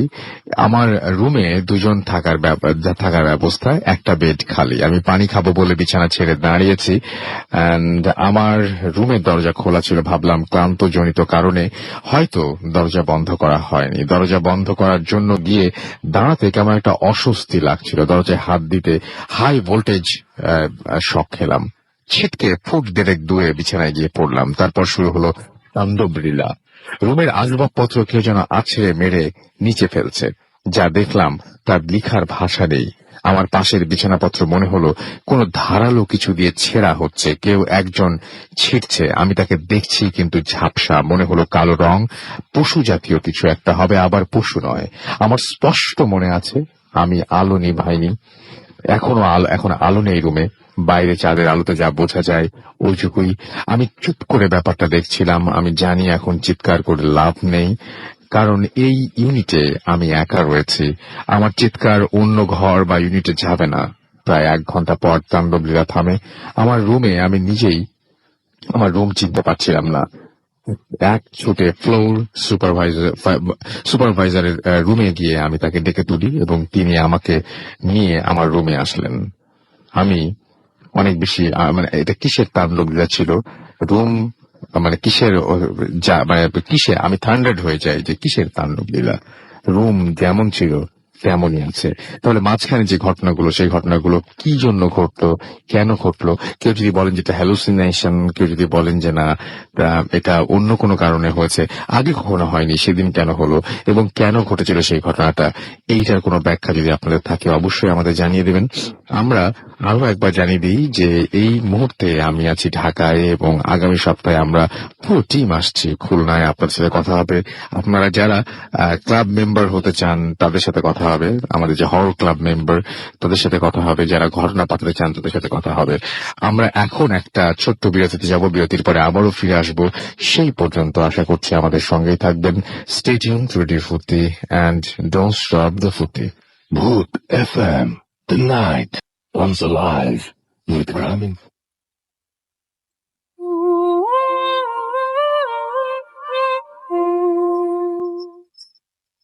Welcome back. শুনছেন সবসময় রেডিও ফুর্তি 8.2 FM। আমি রাসেল আছি, সাথে আমার সাথে রয়েছে মাসুম এবং আজকে অতিথিরা। আপনাদের সবাইকে স্বাগত জানাচ্ছি ভূত এফএমে। এবং সঞ্জীব আতুল আমাদেরকে লিখেছেন, আমাদের সে শুভ ওয়াসারাত সেই থেকে লিখেছেন মন খারাপ, দোয়া করেন আমাদেরকে। এছাড়াও দেখতে পাচ্ছি শাকিল এসএমএস করেছেন মুহিম ধানমন্ডি 32 থেকে। এছাড়া আমাদেরকে মাইশা এসএমএস করেছেন, এসকে জীবন দিনাজপুর থেকে আমাদের এসএমএস করেছেন, সজীব খান আমাদের এসএমএস করেছেন, জিপু অন্তু বরিশাল থেকে আমাদের এসএমএস করেছেন, ডক্টর জুবায়ের আমাদের লিখেছেন অসম হচ্ছে, অনেকদিন পর শুনছি। রিসেন্টলি ঢাকা হচ্ছে রাসেল ভাই উইথ আচ্ছা দেখা হচ্ছে, আচ্ছা ওকে রিসেন্টলি দেখা হচ্ছে উইথ নিউজ স্টোরি। ডেফিনেটলি আমি ওয়েট করছি আপনার জন্য। আমাদেরকে এছাড়া শওকত সাভার থেকে এসএমএস করেছেন নাফি, এছাড়া আমাদেরকে মুস্তাক বেদিরোড থেকে এসএমএস করেছেন আমাদেরকে আরো অনেকেই। আমরা আজকে বরিশাল থেকে শেফা এসএমএস করছেন, এছাড়া আমাদেরকে এসএমএস করেছেন দেখতে পাচ্ছি আসিফ নিয়াল চাঁপাইনবাবগঞ্জ থেকে। যাই হোক, আমরা এই শুক্রবার যদিও ঢাকা থেকে করছি, আগামী শুক্রবারে আমরা করছি খুলনা থেকে, সেই বিষয়ে নিশ্চয়ই আপনাদের মনে আছে। আমরা এখন চলে যাব ডক্টর আলিফের কাছে, আবারও তার ছোট্ট একটা ঘটনা শুনে আসবো আমরা। এবং আলিফ শুনি আমরা। জি রাসেল ভাই, ঘটনাটি হচ্ছে সেলিম নামক এক ব্যক্তির সাথে ঘটা। তো তিনি গভর্নমেন্ট জব করতেন। তো আগের ঘটনার মধ্যে কিছুটা, যখন নতুন বাসা নিবেন আর কি, তো সে নিউলি ম্যারিড ছিল আর কি, তার ওয়াইফ মুন্সিগঞ্জে ছিল। তো সে তখনও বাসা পায়নি, যখন বাসা পায় তো বাসায় ফার্নিচার উঠিয়ে সবকিছু রেডি করে তো নিয়ে আসবে এরকম প্ল্যানিং চলছে। এমন সময় যেদিন ঘটনা ঘটে সেটি 1998 সালের দিকে। তো প্রচন্ড বৃষ্টি ছিল রাসেল ভাই সেদিন। তো সে বাসায় আসে, তার বাসাটা ছিল এরকম যে তিনতলা যে পাশে যার ফ্ল্যাট, তার অপোজিট সাইডে যার ছাদ। তো ওই ছাদের চাবি তার কাছেই থাকতো। তো গভর্নমেন্ট কলোনি রাসেল ভাই। তো তিনি ঘরের দরজা খুলতে যাবে, প্রচন্ড বৃষ্টি আছে ওই সময়, 8-9 বাজে। তো ঘরের দরজা খুলতে যাবে, এমন সময় তার কাছে মনে হলো ঘরের ভেতরে কেউ আছে। কেউ না, অনেক মানুষ আছে। এমন মনে হচ্ছে যে দরজা খুললেই তো ডাইনিং স্পেস, তো মনে হচ্ছে যে ডাইনিং টেবিলের দিকেই মনে কেউ আছে আর কি। তার এরকম ফিল করছে যে না, আমার বাসা ভর্তি মানুষ, কিন্তু সে থাকে ওই বাসায় মাত্র একা। তো সে বৃষ্টি পড়ছিল, তো সে মনে করছে এটা নর্মাল কিছু একটা, হয়তো নিচের ফ্ল্যাটের বা কিছু একটা হতে পারে। আচ্ছা, দরজা খুলে রুমের ভেতরে ঢুকার পরে দেখে যে তার পুরো ফ্ল্যাটের লাইট জ্বলছে, সব লাইট অন করা, এবং রান্নাঘরে চুলা জ্বলছে। সবচেয়ে আশ্চর্যজনক জিনিস হচ্ছে, সে প্রথমবার নিজের মনকে সান্ত্বনা দিল যে হয়তো আমারই ভুল ছিল, আমি হয়তো বা সব লাইট জ্বালিয়ে চলে গেছি সকালবেলা অফিসে। তো আশ্চর্যজনক জিনিস হচ্ছে রাসেল ভাই, তার ডাইনিং স্পেসের যে ডাইনিং টেবিলটা সেটা অন্য জায়গায় ছিল। যে জায়গায় রেখেছিল উনি, সে জায়গায় না, অন্য জায়গায় তিনি পেয়েছে, একটু সামনে পেয়েছে। তো তিনি তার নিজের ভুল ধরে জিনিসটা প্রথম দিন কাটিয়ে যান আর কি। তো এরপর থেকে 2-1 দিনে কোনো প্রবলেম হয় নাই। তো আপনার ওনার কাছে সবচেয়ে আশ্চর্যজনক জিনিস লাগে যে এই বাসায় তো তিনি ছাড়া কেউ ঢোকে নাই। তিনি তোমার বাসাতে ওই ফ্ল্যাটের কেয়ারটেকার একমাত্র এসেছিল ফার্নিচার উঠানোর সময়। তো এই বাসায় এরকম কেন ফিল হলো? তো সে নর্মাল ডে স্টার্ট করে দেয় আর কি। 3-4 দিন পরে তার ঘুম ভাঙে রাতের বেলা। তো ঘুম ভাঙার পর ওয়াশরুমে যাবে। তো ওয়াশরুমে যাওয়ার সময় তিনি লক্ষ্য করেন, একটাই বাথরুম তো ফ্ল্যাটে। তো ওয়াশরুমে যাওয়ার সময় তিনি লক্ষ্য করেন যে তার রান্নাঘর থেকে কিছু সাউন্ড আসছে, কুটুর সাউন্ড আসছে। কেউ জানি কিছু একটা কেউ রান্না করছে, রান্না করে। তিনি রান্নাঘরের দিকে এগোতে যান, গিয়ে দেখে যে রান্নাঘরের চুলা জ্বলছে, কিন্তু চুলা সে জ্বালিয়ে রাতের বেলা ঘুমিয়ে পড়েছে। তার এটা এখন স্পষ্ট মনে আছে। তো উনি দেখলো যে না, আস্তে আস্তে জিনিসগুলা এক্সাজারেট করছে, অনেক বেশি হচ্ছে। তার কাছে মনে হচ্ছে যে তার পাশে ছাদের মধ্যে কেউ অনেকে হাঁটছে ছাদের মধ্যে, তার রুম থেকে সাউন্ডটা পাওয়া যাচ্ছে। সবচেয়ে মজার বিষয় রাসেল ভাই, তিনি পরের দিন যখন অফিস করে আসছে, তো নিচেই তাকে দোতলার ভাড়াটি আটকায়। দোতলার যে থাকে সেই গভর্নমেন্ট অফিসারটি আটকায় আর কি। তো তিনি বলে যে ভাই, আপনি তো মনে হয় উপরে উঠেছেন, একটু লক্ষ্য রাখেন আর কি, গভীর রাতে প্রচন্ড শব্দ হয়, ধুম শব্দ হয়, আমি ঘুমাতে পারি না, কালকে 2 বার আমার ঘুম ভাঙছে। তার কাছে আরো বেশি আশ্চর্য লাগতে শুরু করে। ঘরে বাসায় থাকি মাত্র আমি একা, সকালবেলা অফিসে চলে যাই, রাত্রে 9টার দিকে আসি, রান্না বান্না করে খাই দিয়ে ঘুমাই যাই, আমি এখনো এখানে বউ নিয়ে আসিনি, তো শব্দ আসবে কোথার থেকে? তার কাছে খুব আশ্চর্য লাগতে থাকে আস্তে আস্তে। বাসাটি কোন এরিয়াতে রাস্তা ভাই শেয়ার করলাম না। তো তিনি, তার কাছে আশ্চর্য লাগে, তো উনি তো ওই বাসার যে কেয়ারটেকার তাকে বলে যে এরকম অবস্থা, আমি তো প্রতিদিন এরকম কিছু শুনতেছি, এরকম কিছু দেখতেছি, প্রত্যক্ষ করতেছি, আমার কাছে মনে হচ্ছে আমার বাসায় কেউ আছে। তো তিনি বলে ভাই, এটা নর্মাল, এটা কোনো সমস্যাই না, আপনি ভাবিকে নিয়ে আসেন, আপনার সমস্যা সব সমাধান হয়ে যাবে। বাসায় একা থাকেন তো হয়তো বা মনের ভুল হতে পারে। তো সে তা ঠিক 15 থেকে 20 দিন পর, এর মধ্যে কিন্তু রাসেল ভাই এইসব অবনর্মাল জিনিসপত্র কিন্তু জারি। তার কাছে যখনই বাসায় আসে তখনই তার কাছে মনে হয় বাসায় কেউ আছে। তার কাছে মনে হয় যে এই বাসায় কোন একটা ফ্যামিলি থাকে, আমি থাকি না, অন্য একটা ফ্যামিলি থাকে, তাই এটা তার কাছে মনে হচ্ছে। আচ্ছা, তো সে তার 20 থেকে 25 দিন পর তার ওয়াইফকে নিয়ে আসে বাসায়। তো ওয়াইফের সাথে ওয়াইফের 2 ভাইও আসে। সবচেয়ে মজার বিষয় ওয়াইফের ভাইগুলা সবার আগে এই জিনিসগুলা দেখা শুরু করে। মানে উনি এতদিন ধরে সামনে আসার কোনো কিছু শুরু করছে না, কিন্তু ওয়াইফের ভাইরা জিনিসটা প্রত্যক্ষ করে। তারা পাশের রুমে ছিল, তো যে ছোটটা রুনান, ওর নাম রুনান, তো সে আর কি ঘুম ভেঙে রান্নাঘরের দিকে যায়। ঠিক একই ভাবে যেভাবে তিনি আগেবার ফলো করেছিলেন, তার কাছে মনে হচ্ছে রান্নাঘরে কেউ আছে, ছেলেটার কাছে। তো দেখে একটু কি মেরে দেখে রান্নাঘরে চুলা ধরছে, জ্বলছে, আর কেউ একজন রান্না করছে রান্নাঘরে। কিন্তু তার কাছে মনে হয় রাত্রে 2টার দিকে রান্নাঘরে তো কারো থাকার কথা না। ছেলেটার বয়স 15-16 হবে আর কি। তো সে ভয়ে রুমে চলে যায় এবং এই কথাটা কাউকে শেয়ার করে না। ঠিক পরের দিন পুরা বাথরুমের আপনার কল ফেটে পানি দিয়ে ভেসে গেছে পুরা বাসা, এবং সেটা অবশ্যই সেটা হয়েছেও গভীর রাতে, সবার ঘুমের অজান্তে। সবাই ঘুমতে করে দেখে পুরা বাসার ফ্লোরে পানি, এবং পানি ঝরঝরায় পানি পড়তেছে, নিচে থেকে কেয়ারটেকার উঠে আসছে, বাসার কি হয়েছে। তো এইসব জিনিস অ্যাকুমুলেট করার পর ওই ওনার যে ওয়াইফের 2 ভাই, ওরা ওই বাসা ছেড়ে চলে যায়। এবং সবশেষে যেটা হয় আর কি, রাসেল ভাই, ওনার 2জন হাজবেন্ড ওয়াইফ যখন ছিল, এখন ওরা 2জন একাই বাসায়। ওই ভাইরা যাওয়ার ঠিক 4 থেকে 5 দিন পর রাতের বেলা আমার ওয়াইফ, খুব বেশি রাতও না, 12টা 1টার দিকে, তো যেহেতু গভর্নমেন্ট অফিসার, সে আগেই বাসায় এসে 10টা সাড়ে 10টার মধ্যে ঘুমিয়ে পড়ে। তার ওয়াইফও তাই, তো রাতের বেলা ঘুম ভাঙে 1টার দিকে, 12টা 1টার দিকে, তার এক্সাক্ট টাইমটা তার মনে নাই। সে ঘুম ভেঙে ড্রয়িং রুমে লাইট জ্বালিয়ে বাথরুমে যাবে, একটাই বাথরুম ওই ফ্লোরে। তো ড্রয়িং রুমের লাইট জ্বালাতেই দেখে যে ড্রয়িং রুমের মধ্যে কয়েকজন মানুষ বসে আছে সোফার উপরে, ডাইনিং স্পেসে অনেকে খেতে বসেছে। এটা দেখার পরে তিনি বলে যে এই বাসায় আর থাকা সম্ভব না। তার হাজবেন্ডকে ওই মুহূর্তে তিনি জানায়, এবং ওই জানানোর পরে যে আমরা এই বাসায় থাকতে পারবো না, আমার পক্ষে থাকা পসিবল না। রাইট, তোমার ওনার একটু ফিনান্সিয়াল প্রবলেম আছে, তোমাদের সমস্যা হয়, তুমি পারলে আমাকে মুন্সিগঞ্জ রেখে আসো, কিন্তু আমি এখানে থাকবো না। তো পরে উনি ডিসিশন নিয়ে ওনার ওয়াইফকে মুন্সিগঞ্জ রেখে এসে পরে একটা মেসে উঠে যায়। এইটাই ছিল রাসেল ভাই। Thank you very much. আসলে খুবই অনেক অদ্ভুত ঘটনা, এবং আমি জানি না যে আপনার সাথে যদি এরকম ঘটনা ঘটে তাহলে আপনি কি করবেন, জানিয়ে দিতে পারেন আমাদেরকে।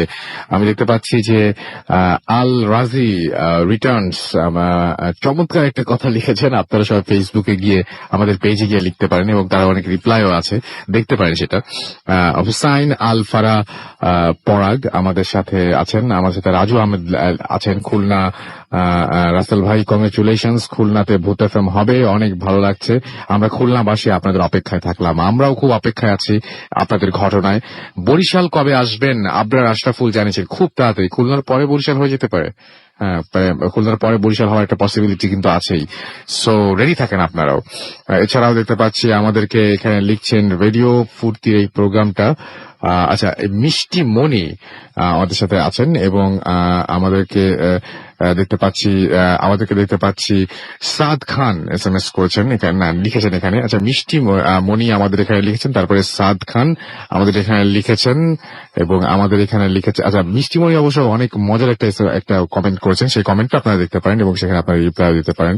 এবং অনেক কমেন্টই আমাদের যে কমেন্ট গুলো আছে, সেই কমেন্ট কোনো কমেন্টে আমরা নিজেদের তুলে ধরতে পারি, কোনো কমেন্টে আমরা নিজেদেরকে বিজ্ঞ করে তুলে ধরতে পারি, কোনো কমেন্টে আমরা নিজেদেরকে বেশ স্মার্ট করে তুলে ধরতে পারি। এক একটা কমেন্টে এক এক ধরনের ব্যাপার থাকে, কিন্তু শুধুমাত্র মতামত প্রকাশের ব্যাপারটাই কমেন্টে না, আর অনেক কিছু থাকে। আচ্ছা, আমাদেরকে রাসেল ভাই, আমি একজন প্রবাসী, বুঝ বালক লিখেছেন। আচ্ছা, অবুঝ নাম শুনেছি, এটা হচ্ছে বুঝ বালক, উনি লিখেছেন বুঝ বালক। ওকে, থ্যাংক ইউ সো মাচ, আপনি আমাদের সাথে আছেন যে এই জন্য অনেক ভালো লাগছে আমাদেরকে।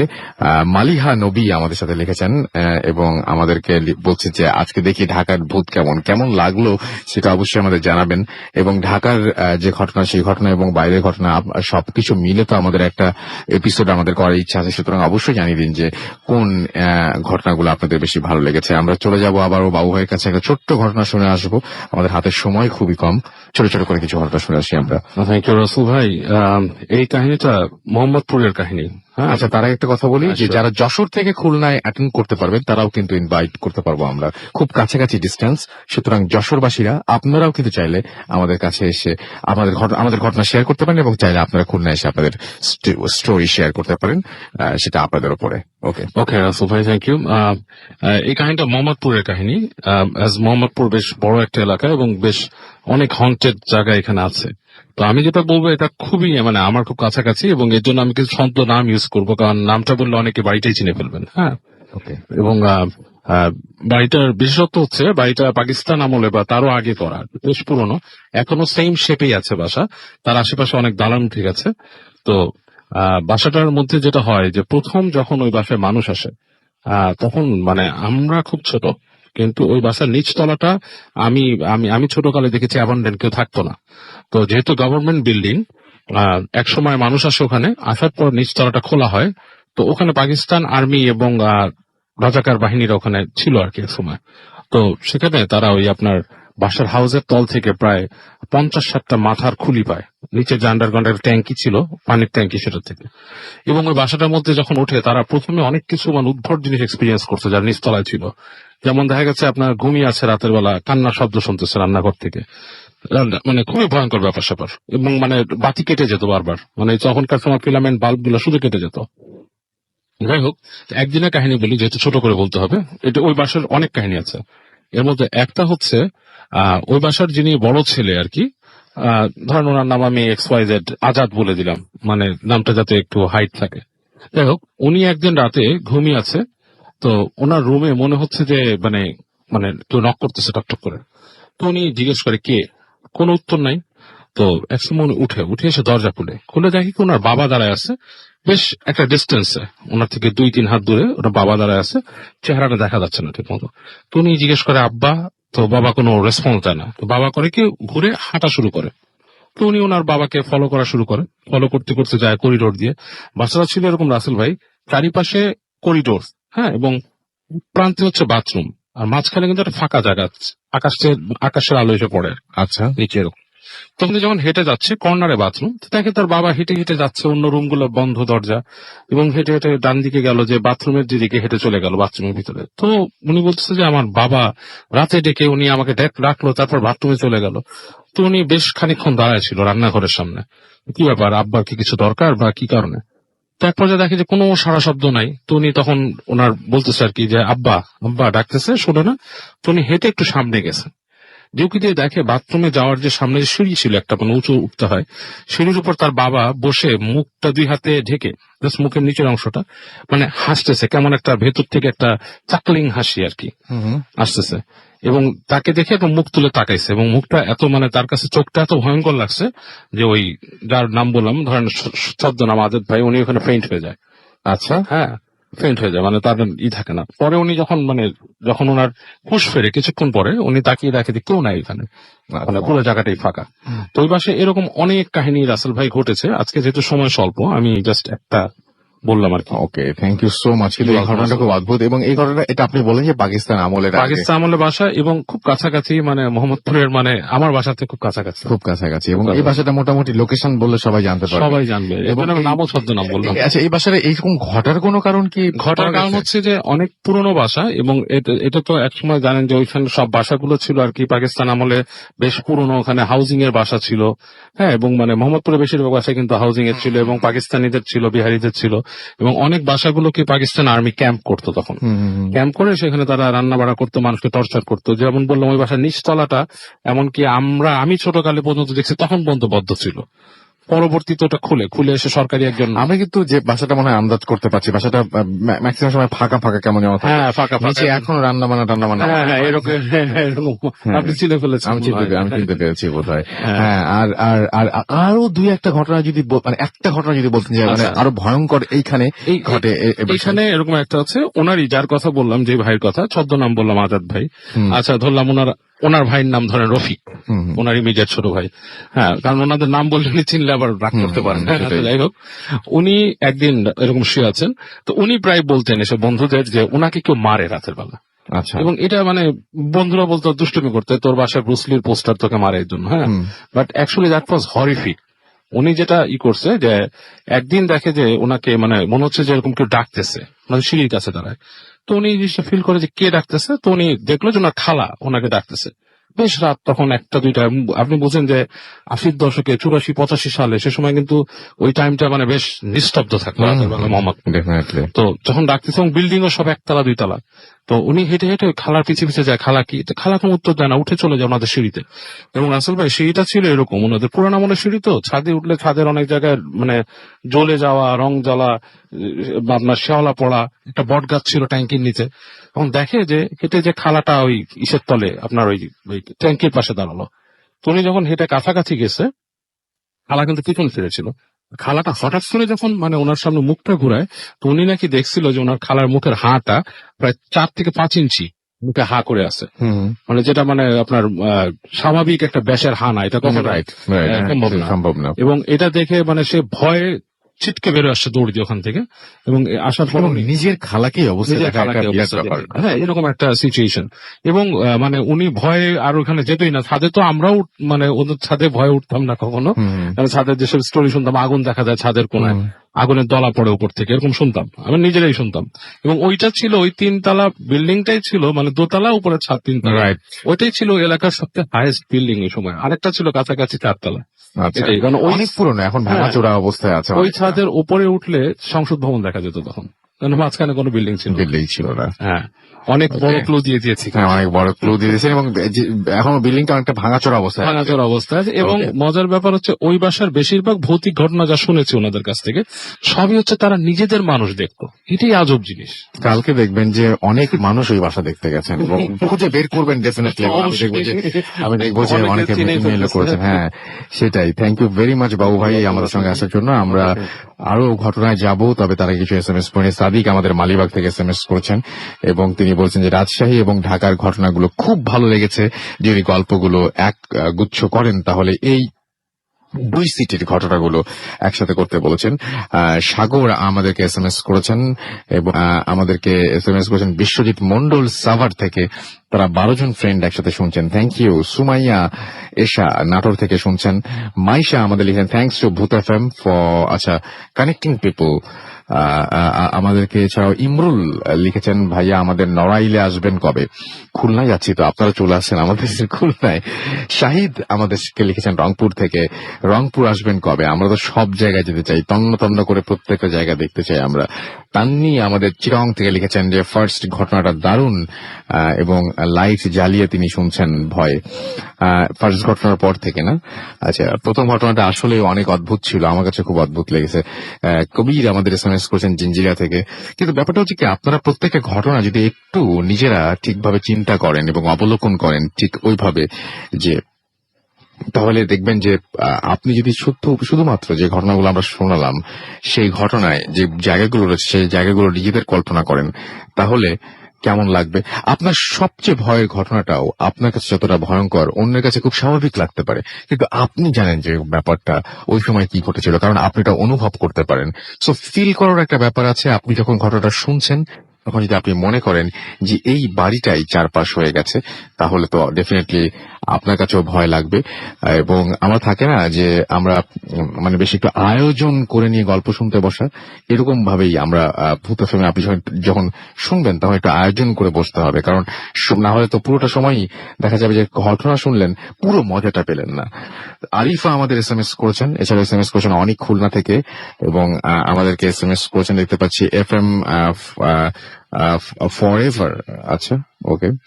আমাদেরকে এছাড়াও দেখতে পাচ্ছি জুয়েল SMS করেছেন সিলেট থেকে, এবং ঢাকার প্রোগ্রাম আচ্ছা ঢাকার প্রোগ্রাম আচ্ছা দিনারের কথা বলছেন যে দিনার কোথায়? দিনার খুব ব্যস্ত, তবে আমরা মনে হয় যে খুব তাড়াতাড়ি ঢাকার নেক্সট যে এপিসোড করবো সেই এপিসোডে ডেফিনেটলি আমরা তাকে খবর পাঠিয়ে দিব এবং চলে আসবে ইনশাল্লাহ। আমাদেরকে সমু পুঠিয়া থেকে SMS করেছেন রাজশাহীর গল্প ভালো ছিল। ওকে। তন্ময় দাস আমাদের SMS করেছেন আরো অনেকে। আপনি যদি SMS করতে চান তাহলে মোবাইলের মেসেজ আপনাকে টাইপ করুন ফুর্তি FORT ফুর্তি স্পেস দিয়ে লিখুন আপনার নাম, স্পেস দিয়ে আপনার মেসেজ পাঠিয়ে দিন 9840 নাম্বারে। আর আমাদের ইমেল অ্যাড্রেস হচ্ছে bhutfm@radio40.fm। খুলনায় আমরা যাচ্ছি নেক্সট ফ্রাইডেতে। সো যারা খুলনাবাসী খুলনায় আছেন তারা অবশ্যই খুলনায় চলে আসবেন এবং খুলনায় এসে সরাসরি আমাদের ঘটনা শেয়ার করবেন। খুব অল্প সময়ের মধ্যে আপনি ছোট্ট করে আপনার ঘটনা শেয়ার করবেন। তার আগে জানাবেন যে আপনি কোথা থেকে এসেছেন, কি করেন আপনি। হ্যালো, নমস্কার সবাইকে। আমি হোলি ফ্যামিলি ক্রিসেন্ট মেডিকেল কলেজের 4th ইয়ার স্টুডেন্ট। ওকে, ছোট্ট করে শুনবো একটু। হ্যাঁ, আমি যখন মেডিকেল ফার্স্ট ইয়ারে ভর্তি হই তখন আমি আমার কলেজেরই কিছু সিনিয়র ভাইয়াদের সাথে উঠি একটা ফ্ল্যাটে। তা তখন প্রথম দিকে ভালোই যাচ্ছিল, বেশ আনন্দে ছিলাম। তারপরে 3-4 মাস যাওয়ার পর যেটা হলো সেটা হলো রাতে 10:30 বা 11টা এরকম টাইমে আমি প্রতিদিন খাবার খেতাম। তা একদিন হঠাৎ খাবার কিনতে বের হওয়ার সময় 3তলা সিঁড়িতে দাঁড়াই, তখন হঠাৎ করে লাইট কাঁপতেছে। আমি কিছু বুঝলাম না। পরে লাইটটা বন্ধ হয়ে গেল। লাইটটা বন্ধ হওয়ার পর আবার চলে আসলো। যখন চলে আসলো তখন আমি দেখলাম 2তলা সিঁড়িতে একটা বাচ্চা মেয়ে দাঁড়ায় আছে, আমার দিকে তাকায় এবং সাথে সাথেই নেই। আমি প্রচন্ড ভয় পেলাম। প্রচন্ড ভয় পেয়ে তাড়াতাড়ি- বাচ্চা মেয়ে তখন আসার কথা ছিল না, তাই না? বাচ্চা মেয়ে অবশ্যই ওখানে আসার কথা ছিল না এবং আমি এক ঝলকের জন্য দেখছি বিষয়টা। খুবই ভয় পেয়েছি এবং তাড়াতাড়ি ভিতরে গেলাম। ভিতরে যাওয়ার পরে আমার বন্ধু ছিল রাজাত এবং আমার দাদা ছিল কৃপেশ সুবেদী। আমি রাজাত আর কৃপেশ দাকে নিয়ে আসলাম বিষয়টা দেখার জন্য, কিন্তু কিচ্ছু ছিল না, তারা কিচ্ছু পায়নি। এবং তারপর থেকে আপনি এই মেয়েটাকে বিভিন্ন সময় দেখেছেন এবং এই মেয়েটা মানে অনেক সময় যে বোবা ধরার মতন যে ব্যাপারটা সেটা এই মেয়েটা ঘটাতো আপনার সাথে। এবং এইটা কি এখনো চলছে আপনার সাথে? এখন আপাতত কিছুদিন বন্ধ আছে। কিছুদিন বন্ধ আছে। কেন বন্ধ আছে একটু বলতে পারবেন? এটা কিছু করেছিলেন আপনি, মানে আসলে কারো কাছে গিয়েছিলেন? হ্যাঁ, কৃপেশ দা যে ছিল সে নেপাল থেকে এসেছিল। নেপালে উনি পাশ করে চলে গেছেন। তা উনি নেপাল থেকে তার যে দিদিমা ছিল তার কাছ থেকে অনেক কিছু শুনেছিলেন। রুদ্রাক্ষের একটা মালা ছিল, সে মালাটা উনি আমার কাছে দিয়েছিলেন এবং শ্রীমদ্ ভগবত গীতা যেটা ছিল সেটা আমার খাটের পাশে সবসময় থাকতো এই ঘটনার পর থেকে। ওকে, আপনার কি মনে হয় যে আপনার মানে আপনি একজন ডাক্তার, সবসময় লাশ মানে থেকে শুরু করে পেশেন্ট মানে মানুষ মৃত্যু চোখের সামনে মৃত্যু হচ্ছে, মানুষের চোখের সামনে মানুষ হাসছেও তার চেয়ে বেশি, বাট সবকিছু দেখছেন, তারপরেও আপনি ভয় পেয়েছিলেন? আমি তারপরেও ভয় পেয়েছিলাম এবং প্রচন্ড ভয়, এটা মানে বলে বোঝানো যাবে না। বলে বোঝানো যাবে না। Thank you. আরো একদিন আপনার ঘটনা শুনবো। আমরা একটা ছোট বিরতি যাবো। বিরতির পরে আমাদের ক্লাবের মেম্বাররা ওয়েট করতে বাইরে, তাদের সাথে কথা বলবো এবং আমরা আরো কিছু খবর আপনাদের জানিয়ে দিব। সেই জন্য আরো কিছুক্ষণ আমাদের সঙ্গে থাকতে হবে। স্টে টিউন টু রেডিও ফুর্তি এন্ড ডোন্ট স্টপ দ্য ফুর্তি। FM, the night comes alive with crime inform.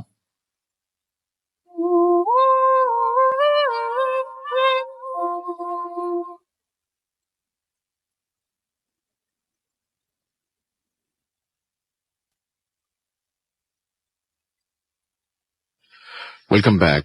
শুনছেন সবসময় রেডিও ফুর্তি 100.2 FM। আমি রাসেল আছি সাথে, আমার সাথে রয়েছে মাসুম এবং আজকের অতিথি, এবং আপনাদের সবাইকে আরো একবার স্বাগত জানাচ্ছি ভূত FM এ। এবং আমাদের সঙ্গে যারা রয়েছেন তাদেরকে একটু আমি পরিচয় করে দিই। তারা আছেন ক্লাব মেম্বার বিভিন্ন। আপনার নামটা একটু প্লিজ বলবেন। ব্র্যাক ইউনিভার্সিটি। আরেকবার বলতে হবে। আমার নাম অভিষেক, ব্র্যাক ইউনিভার্সিটি। আপনার নামটা প্লিজ একটু বলবেন। আমার নাম মোহাম্মদ রাজাত চৌধুরী। আরেকবার বলতে হবে। মোহাম্মদ রাজাত চৌধুরী। আমি হচ্ছি হোলি ফ্যামিলি মেডিকেল কলেজ থেকে। ওকে, আপনি একটু বলবেন আপনার নামটা প্লিজ। আশিক, আমি আসছি হলি ফ্যামিলি মেডিকেল। আরেকবার একটু কাছ থেকে বলতে হবে, মাইক্রোফোনের কাছ থেকে বলতে হবে। আমার নাম আশিক, আমি আসছি হলো হলি ফ্যামিলি মেডিকেল কলেজ থেকে। ওকে, সো এই ছিল হচ্ছে আমাদের যারা হরর ক্লাব মেম্বার। এবং আপনাদের কেমন লাগছে এখানে? হ্যাঁ, অনেক ভালো লাগছে। অনেক ভালো লাগছে। ওকে, সো আমাদের বিভিন্ন অ্যাক্টিভিটি থাকবে, যে সমস্ত হরর ক্লাব আপনারা ফর্ম করছেন সেই সমস্ত হরর ক্লাব নিয়ে আমাদের অ্যাক্টিভিটি থাকবে। সামনে হ্যালোউইনে আমাদের বিরাট প্ল্যান রয়েছে, সেই পর্যন্ত আপনাদের একটু অপেক্ষা করতে হবে।